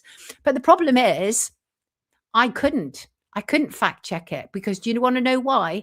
Because they've closed the files. Look at this. We have National Archives, which is at Kew, which is just down the road from me. And in the National Archives are issues of matters of public interest pertaining to our government, pertaining to our royalty, pertaining to national events such as this. So I went in search of whether terrorists had been killed at Canary Wharf on that day. And I certainly found some mention in a news report. And so I went to the National Archives because I thought I'll be able to pull it up from there. And this is what I found. And if this is not the clearest example of what we're actually dealing with, then I don't know what is. Let me just, I've got to find it. I don't want to not bring that up. Here it is. And so what we have here, people, is this is a National Archive image, and it says re-conspiracy theories, what happened at Canary Wharf on 7/7. And this is dated December the 30th, 2010. And again, this is one of those things that I probably knew about and had forgotten about. But there is a digital record of this that is closed, and it's closed for 82 years. We will be gone. We will be gone before they're able to open it and confirm, because I think that is a confirmation that they shot those guys at Canary Wharf. And the narrative was that this was a new threat from within, and these guys were the new threat, homegrown terrorists, young British-born males who had turned in on their own country. But the fact that the National Archives have closed this for 82 years tells me that this is what happened. Otherwise, why would they? Why would they have closed this information if there wasn't something? Why would they close a conspiracy theory file? Exactly that. And obviously, we're not going to be here. We'll be gone. But Piers Corbyn will still be alive, said King. And I actually do think it is something of a confession, Herbert. And because the moment that you see that, the moment that they've shut that down, so essentially that's for most people's lifetimes, or most people who care about it anyway, because by the time people who are born, 30, 40 years down the line, they'll be like, oh, that's just, they'll look back on it in the same way as we look at the revelations around the shooting of John F. Kennedy and what we all knew was the truth at the time then, But yeah, there it is, re-conspiracy theories, and it's closed. It was horrific now. And New Zealand, and that is exactly where I got some of my information from, Patriot, that New Zealand and South African press reported shooting at Canary Wharf on the day. Yes, they did. Indeed, they did. And also, obviously, very interesting. So yes, we can't access that, which I think tells us everything we need to know. Because why would you shut away conspiracy theories for 82 years? We don't know, but we know, Sarah. Yes. Dunblane also. Yes, it's the same thing, Kerry. They shut the same thing away. And also what was happening at the time, of course, there was the GA in Glen Eagles, which was always very interesting, right? So there was Tony Blair and various world leaders. They were there apparently to talk about and address world poverty. And it had just kind of been forced on them because there have been all these initiatives like Band-Aid and Live 8 concerts around the world to address world poverty, et cetera, quote unquote. And also at the time, it's really important to understand the context of what was happening during 2005. And that is Tony Blair, who was prime minister, had just been given a bloody nose. He'd had a very, very bad election. And he had put all his support behind Bush's fake war on terrorism. And in order to justify our support, it was sort of inevitable that something was going to happen in the West. They kept telling us anyway, and they had told us the year before, which is also in the 7/7 Ripple Effect documentary as well. And here's the thing, is I'm in no doubt whatsoever that Tony Blair is a deeply evil, sick man who will do anything, He absolutely could be involved with this and behind this, absolutely, unquestionably. But it was really interesting, the people who were either in the country or in London or in the UK when that happened on that day. And another person who was in London was Rudy Giuliani. He was the former mayor of New York, and he said, he said that whenever he visits a city, one of the things I do is try and assess how ready it is for catastrophe. And honestly, what are the chances that the mayor of 9/11 was also in London for 7/7 on the day? Small world, innit? But also the other person that I thought was consistently interesting, because we now know what an evil bastard this man is Benjamin Netanyahu. And he was in London on that day. At the time, he was Israel's finance minister. And he was in London during that attack. He talked to CNN about it. He talked when he was asked about it and asked if there was any advice that he could give the British government. He said, I don't think we have to give any advice to the British government, because Prime Minister Tony Blair and his government, my colleague Gordon Brown, who was the finance minister at the time, the Chancellor of the Exchequer, they know what to do and are handling the situation well. Well, yeah, there is every reason to believe that this absolutely had Zionist involvement. The cameras were in the underground, were Israeli, from an Israeli firm, the cameras that weren't working, and there was more. And Netanyahu went on to talk about the problem is we face a worldwide radical movement, a splinter movement that distorts many of the messages of Islam and seeks to roll back the clock of history 1,000 years. And it was all very much part of the war on terrorism that had followed 9/11, the fake war on terrorism, like the fake war on climate change and fake war on drugs and all those other fake wars. But 7/7 Ripple Effect, which is excellent, honestly.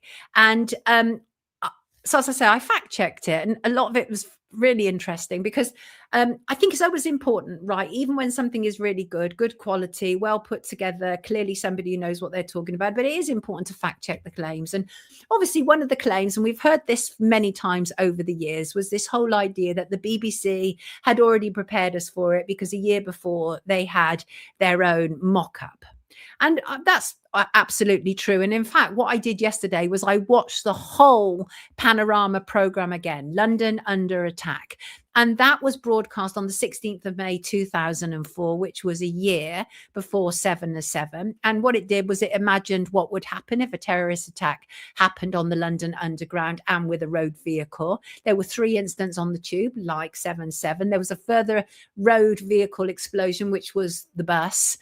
And some researchers wonder whether that they were actually planning the event. They talked about, in the event of an attack, government has powers to get BBC and broadcasters say what they want, which we already know anyway. It featured people like Lance Price, who had been former Deputy Director of Communications under Tony Blair, Michael Portillo, former Secretary of State for Defence. And it also featured very interesting man called Peter Power. And many people have talked about Peter Power, extensively so, ever since then. And Peter Power was actually running a training exercise on that day, which he admitted. So Peter Power was in the Panorama program a year before. And I did a little, so you can actually get an idea of what I'm talking about here. And very interesting. So Peter Power, Visor Consultants. Yes, well done, NCP. Yep. And Peter Power from Visor Consultants. So he was in that Panorama program as the crisis management specialist. And the other one, Target London, is on the day of 7/7. And that was where he admitted in a series of interviews that they were running an almost identical mock training exercise at the same time. But just to continue with that Panorama program, it actually put the fear of God into a lot of people. I mean, there were complaints because it was so scary for people, this BBC mock-up, and they were bombarded with complaints because many people believed it was real. And that in itself serves a purpose, doesn't it? Because then you're on tenterhooks then waiting for it to happen because it's been portrayed on this mass media, the BBC, right? And there were loads of complaints about it. And Gavin Esler, who was the presenter, he ended the Panorama talking about 9/11 and how Britain is a target. And he said it's hard to see how the government can do anything but educate us and prepare. And he said there is no room for excuses. We have, of course, been warned. And people took that as a warning. And then people questioned whether Peter Power was a dupe or an accomplice.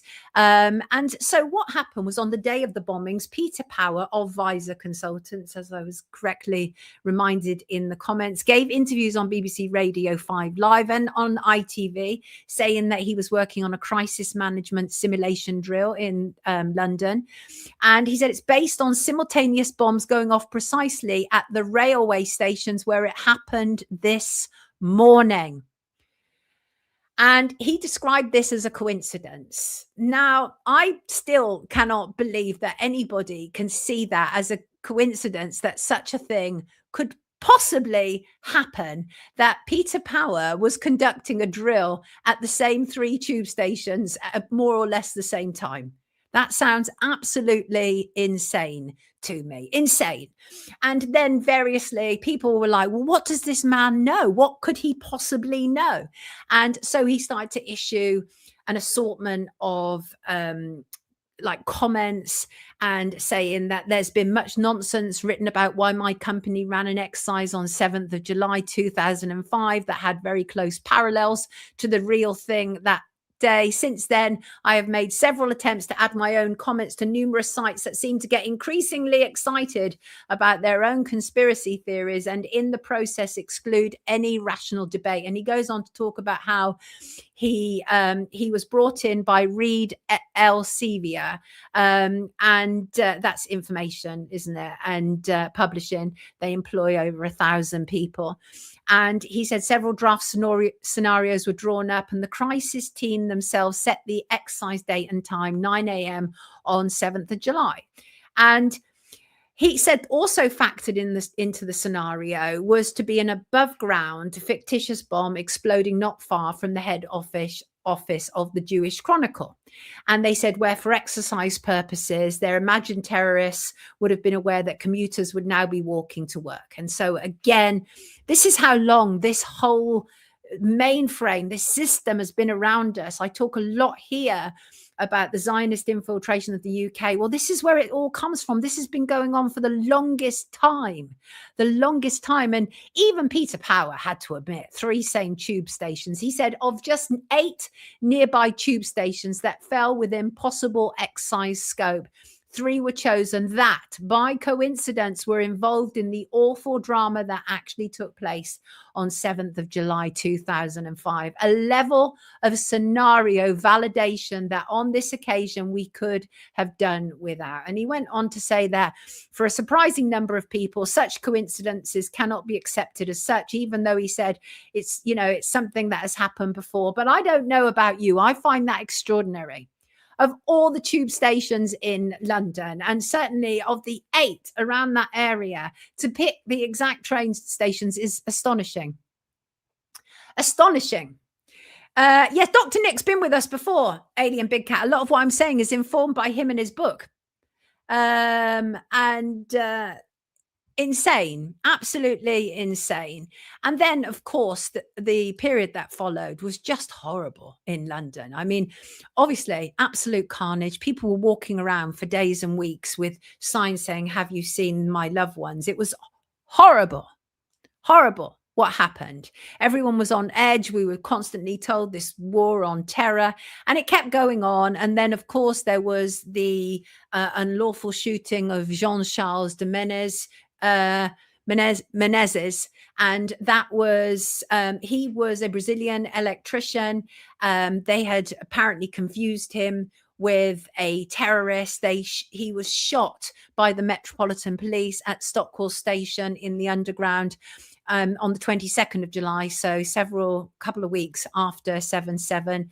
Cause of his death was gunshots to the head, multiple shots to the back of his head. Does that sound like somebody who's going to be doing something?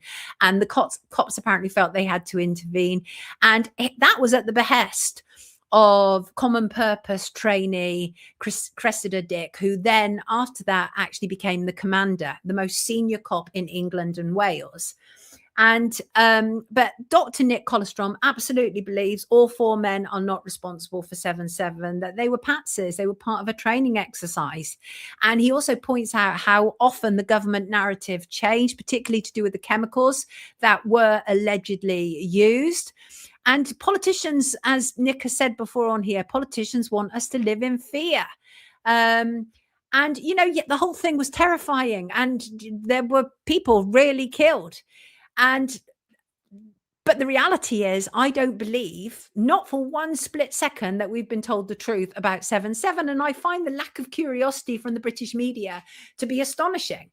And especially because what we really should have had was we should have had an independent inquiry, because all 4 men have been tried and found to be murderers in their absence. And so much happened, including, for example, Sadiq Khan, his wife was brought in, and I think she was kept for like 7 days. And after 2 weeks, they presented her with like this suicide note. And it's just really weird stuff. And the idea that our secret services and our government are not capable of concocting this kind of false flag is absolutely ludicrous. We know they absolutely are. And it came after 9/11. The world was already primed for Muslim attacks. And but what if they are? Imagine if they are innocent. Imagine. And I mean, also, many people wonder, you know, how involved with the secret services were they? Whether this was an Israeli operation, whether it was a secret services operation. And the interesting thing is, no one actually claimed responsibility for this attack. There was some suggestion that it was Al-Qaeda, but that didn't bear up to scrutiny. So nobody has ultimately claimed responsibility for this attack. And generally, terrorists do. We have a right to know. There was, in 2006, the government, Tony Blair's government, refused to hold a public inquiry, stating that it would be a ludicrous diversion. This is the same government that I believe killed Dr. David Kelly. And Tony Blair at the time said an independent inquiry would undermine support for MI5. And so, but what's interesting is, you know, one of the people who was opposing Tony Blair at the time was David Davis, and who was Shadow Home Secretary at the time. It's David Davis, who's been one of the few MPs who stood up for Lucy Letby. David Davis said at the time, it's becoming more and more clear that the story presented to the public and Parliament is at odds with the facts. Absolutely it is. And then after David Cameron became Prime Minister in 2010, an independent coroner's inquest of the bombings began. And it was led by Lady Justice Hallett, who was appointed to hear the inquest. And it was to consider how each victim had died and whether the secret services had been involved. Lady Justice Hallett is absolutely a safe pair of establishment hands. She was also later given the job to run the UK's COVID inquiry. What can I tell you? And after 7 months of evidence and deliberation, the verdict of the inquiry was released and read in the Houses of Parliament. It determined that the 52 victims had been unlawfully killed. Their deaths could not have been prevented, and they would probably have died whatever time the emergency services reached and rescued them. Halleck concluded that MI5, the secret services, had not made every possible improvement since the attacks, but that it was not right or fair. So they hadn't improved hugely, but it wasn't right or fair to say more attention should have been paid to ringleader Mohammed Siddiqui Khan prior to 7th of July. She also decided that there would not be a public inquiry. And her report provided 9 recommendations to various bodies about how to deal with such a situation in the future. So yes, 7/7 is our 9/11. The official narrative absolutely does not stack up. They know it, which is why they've sealed evidence. That is exactly why. And yes, people died. Believe it. I believe it happened. Oh, I absolutely believe there were victims. Do I believe the official story? I think that is highly debatable. There is far too much that simply doesn't add up. And Dr. Nick Colostrum, leading light on this, has proven that in his book. And, you know, the thing is about intelligence, whatever kind of intelligence, is it should alter and shift given new evidence. And what he presents, even though this was now 2 decades ago that he wrote it, nearly 2 decades ago, that was new evidence that the government were not prepared to put out. And even the evidence that Nick Colostrum came up with, such as the cancelled train, the government tried to claim that. The police tried to claim it. John Reed tried to claim it, but no, Nick Colostrum. So there you go, 7/7. What do you think, kids? Do you think that we should believe the official narrative? It is going to shock the hell out of the normies if we can get all these atrocities out in the open. Nikki said it was, that's Lara. Nikki said it was obviously planted. Simon says lights, camera, action. Yes, Psy-Op. Yeah, Nikki, suicide bombers do not survive. They were 100%. Somebody was shot at Canary Wharf that day, which is why they've sealed the files. 100%. MK Ultra and people as collateral damage. How very sad. How very sad. Rest in peace to every innocent victim of 7/7. And thank you for all your support of Karen Coop last week in the story of her daughter, Sarah. If you remember, Karen talked about how Sarah had been born with polycystic kidneys, and then it appeared that a nurse had created a hole in the heart when she was only days old. And then it was just one awful medical happening, catastrophe after another, which finally resulted in September 2025 last year in Sarah being admitted to hospital and Karen watching as a nurse gave her daughter 3 injections, and a doctor came in saying that will stop her heart, and it stopped her heart within seconds. And Karen wants a toxicology report because she wants to know what was in those injections. She's been blocked every which way. Sarah's body is still in the morgue of the hospital in Blackburn in Lancashire. And I also sent information to Karen's local MP, Sarah Smith. Sarah Smith has proven herself to be something of an activist MP. She is the one who's behind this kind of Jay Slater clamp down on social media sort of stuff. That's the MP involved in that. But she seems somewhat reluctant to get involved with this. I had hundreds of people, if not thousands. This video has been viewed hundreds of thousands of times now on social media. And Sarah Smith knows that. Anyway, one of the people to write in about it was Pixie Willoughby. Pixie's very lovely. She once gave us one of her brilliant paintings to give away in a competition. And she said, such a shocking, tragic and outrageous story. I worked for a year as a simulation actor at Northampton University. I was like, what the hell is a simulation actor? Is that a crisis actor? She said, this involved me acting as a patient in medical scenarios. So nurses who were qualified nurses abroad could pass their exam, enabling them to nurse in hospitals in England. This coincided with Boris Johnson's pledge to deliver 50,000 more nurses in the NHS by the end of 2024. Over the course of the year I worked there, the pass threshold kept dropping so more nurses could pass the exam to help meet this target. I was shocked at how many candidates passed when they didn't even know how to put a blood pressure cuff on. They would put it in my arm upside down or inside out. Excuse me. When taking my pulse, some of the candidates would call my wrist my elbow. Their understanding and level of English was woefully poor. I couldn't believe that a lot of candidates who were giving a pass would be nurses in our hospitals. I remember thinking they were just not competent enough. Hearing Karen's heart-wrenching account of her experiences of the ineptitude of some of the nurses made me wonder where they came from and if they had passed that exam when the pass threshold was lowered to get as many nurses into hospital as possible despite their obvious ineptitude. Well, I had so many questions, including, what the hell is a simulation actor? I did not realize that you have people step in as simulation actors to train nurses from abroad. That was new to me. Do you know that, dear viewers? Did you know that? Anyway, I wrote back to Pixie saying, can I use that? And also, what the hell is a simulation actor? She said they use simulation actors or mannequins at the Oxford Uni exam centre. They only use RADA actors with equity cards. She said, I lasted a year and then went back into teaching because I began to take on the symptoms I was acting. She said it was the most bizarre job I've ever done. And like in teaching, I saw the dangerous side to it. Have you ever heard of this? Have you ever heard of this? I didn't know any of that. Mel said, I found Karen's account of her daughter's last moments quite sinister. So did I. So did I. It smacked of depopulation, didn't it? Horrible. Yeah, John, no, we don't.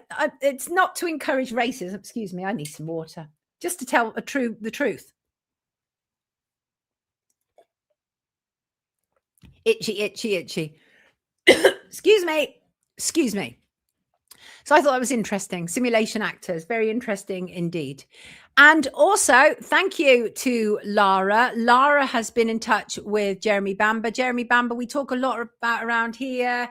Convicted for life for the murder of his father, his mother, his sister, and his twin nephews. Always pleaded his innocence.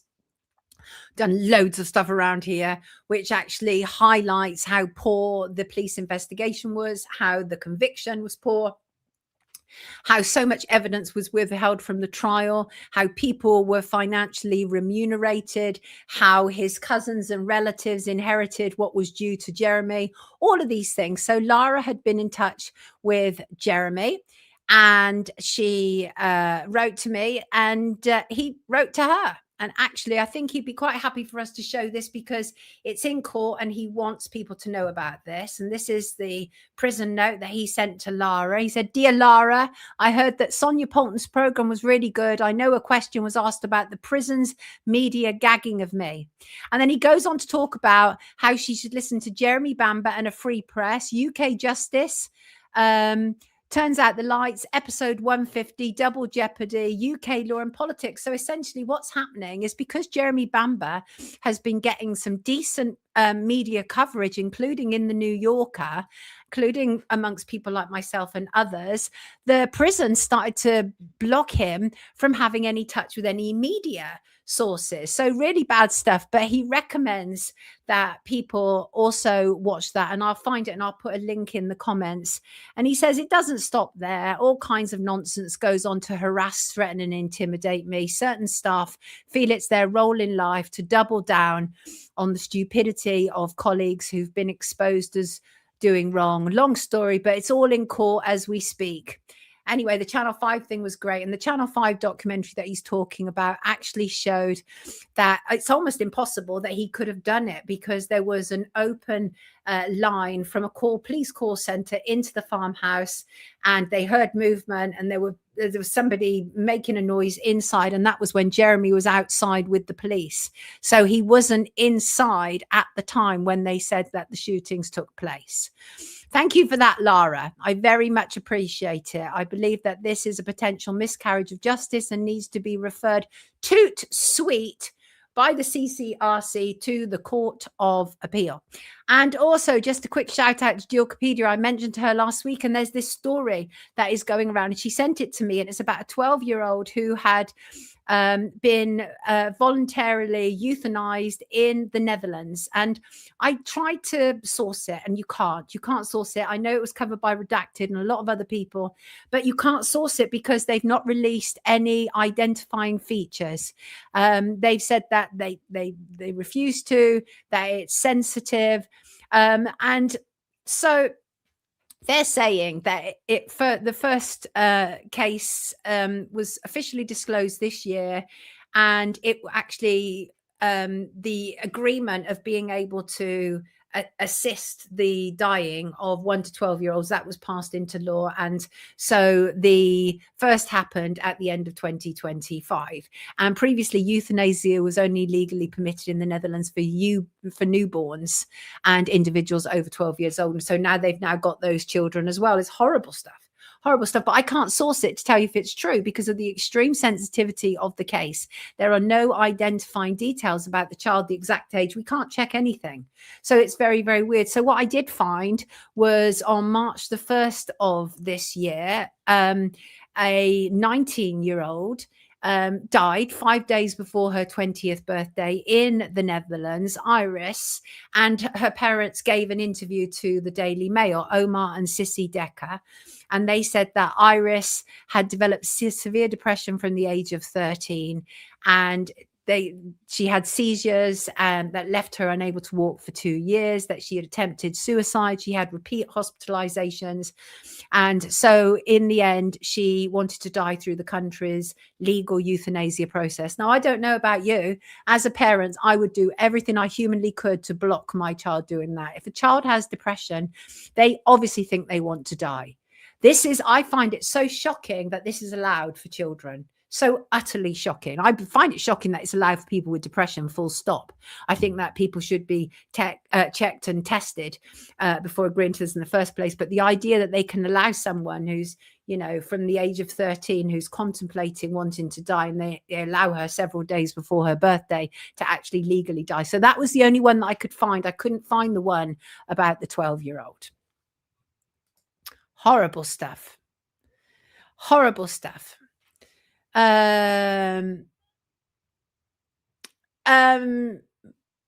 Market sell. Sonia, you can't find it's true. Well, the problem is you can't find it's true because they won't give you any identifying markers of it. That's why. So, it's out there. People are reporting it as fact, but I won't report it as fact unless I can source it. Because that's how I do journalism. You need to be able to source it. But at this moment in time, it's only, based on what we know. It's something that's been reported online, no details. So I've told you that. That's all I can tell you, really. My garden. Let's talk about my garden. First of all, my first potato. Ta-da! My first potato. And it is a solo potato that has come through so far. A solo potato. Yes, lenticular seizures are horrible, debilitating, absolutely. But death is not, I don't think, the solution to it. Anyway, my potatoes. So this is my first one come through. I'm very pleased with it. Yes, ta-da! It's all happening. Also a shout out to the lovely lady who gave me this, Ella. Do you remember Ella? You sent me this wonderful aloe vera plant. There it is. You can see my garden is a little bit wild because I have different things in it, like wooden imagery and stuff. There's a cat in the background. I ate my first potato for tea last night, Sarah. Wonderful. That potato is smashing. It is. Did you know you can grow potatoes from your sprouting potatoes? Rachel, that's how I grew that one. The bonsai shelf is the same as it's always been. Oh, Peter, why are you offended? I love potatoes. Potatoes are my favourite thing. I'm Irish ancestry. Don't forget to nip the flowers of the spud plants as they appear. Got you, sail away. Listen, I'm an absolute novice at these things. But thank you, Ella. You sent me that Aloe Vera last year, right? Look at it. It's grown beautifully. It's in the garden. Should I repot it? I'm not sure what I should do. You've got chilies growing. Have you, Juicy Lucy? Aloe Vera, girl on fire. Wonderful. I just dive supermarket skips, get several kilos a week. What? I have got, Mark, my garlic has grown. Got that out there as well. Sonia, if you wait till the leaves all turn brown and stems start to flop over, then you will have lots and they'll all be ready. I had bags last year. Well, I have actually also done some bagged potatoes as well. Actually, talking about insects and various things, look at this, peeps. So pleased. So thank you, Ella. Look how beautifully the plant is. It is very beautiful. It is very, very strong. And I very much appreciate it. You're an absolute star.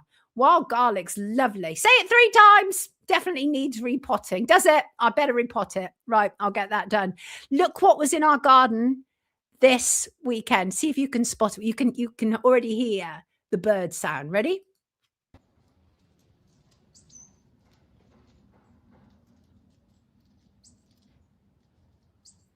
You see it? There it is. And the birds are coming back much more to the garden, and butterflies, which is also wonderful. That apparently is a coal tit. And lovely that it is. Absolutely glorious. And black head, white cheeks, backs are grey. Tummies are kind of like a buff sort of brown, but it's absolutely lovely. And it's so sweet, Jan. It is lovely. I love it. 2020 was the test. Don't complain. I prefer them warm. What? Love the cold tip. I love it. And I love having that in our garden as well. So yeah, the garden's coming along beautifully. Makes me very happy. Extremely happy. More of that. Absolutely. And I did mention last week, Clive de Carl. Wake Up is now affiliated with Clive de Carl. Our first affiliation. Clive de Carl supplements. Immuno. Excellent. And I have put a link in the description. So essentially, we've arranged that there is 10% off off of Clive's own brand supplements if you use the code Clive with Sonia 10, and that expires on July the 14th. So 10% off of Clive's own brand supplements if you buy on the special link that I will put in the description if I haven't already. And that's literally the first time that I've really been prepared to promote anything. And the reason that I have is because I know this stuff works. When Clive first sent me first batch of magnesium, I was struggling to walk. 2021, I'd had a hip operation. I was in a great deal of pain, and I was very concerned that I would also need my left hip operated on. And he said, no, let me send you this, see how it goes on. So I essentially took emergency measures of magnesium, and it immediately got rid of the pain and helped tremendously. Vitamin C, I often use this one in particular in emergency situations when I feel something nasty coming on.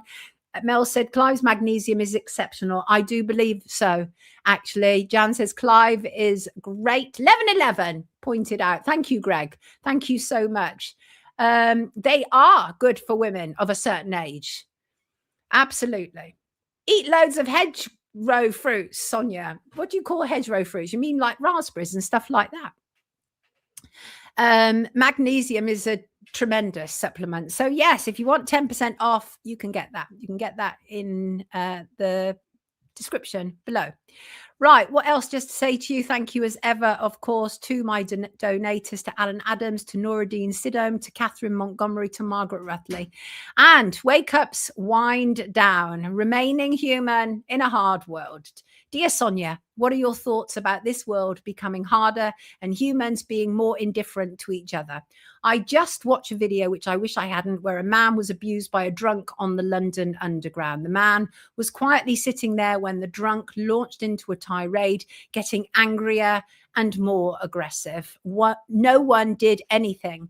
I hate the way this world has gone, where people can see something like that right in front of their eyes and look straight past it and even ignore it. I am 45 and watch Wake Up.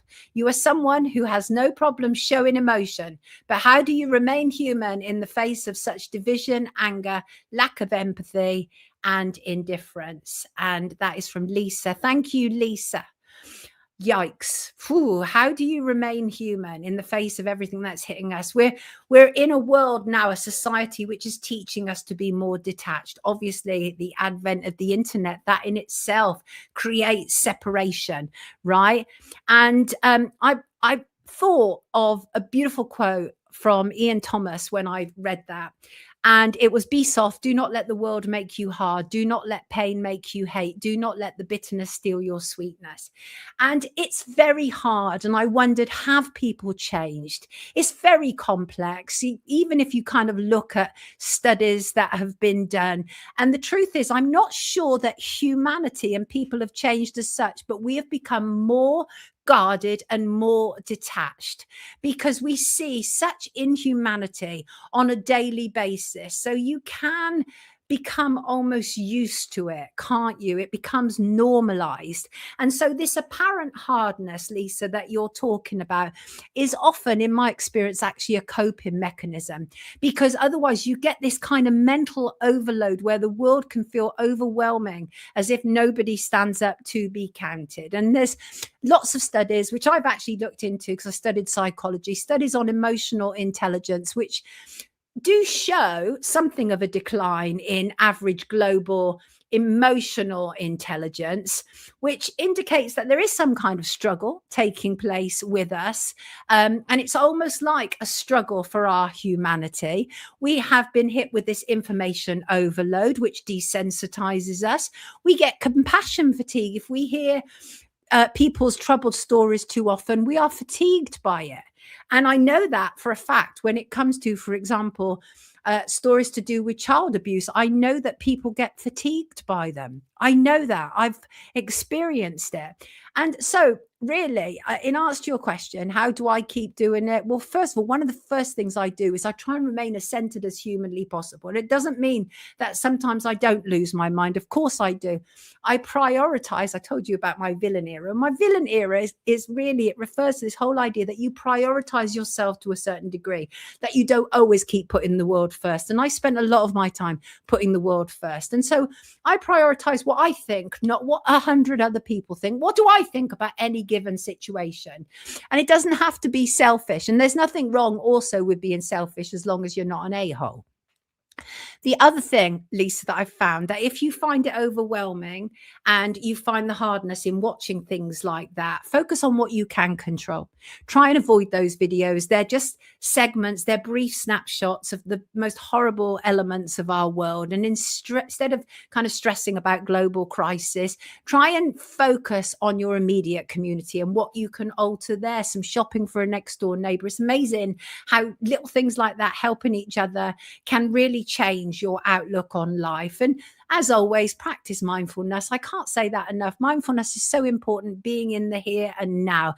And really, we have to filter our information inputs. Just because the government want to clamp down on social media and prioritize news, it doesn't mean that the internet is all bad. Of course it's not, but we get a glut of so much information. In fact, I would say that the fake news is coming from legacy media rather than, there is obviously fake news on alternative media. We see it all the time, but it is really important to filter the information that's coming through to you. And here's the other thing, which you may find surprising, Lisa, and that is embrace your own vulnerability. That is what makes you human.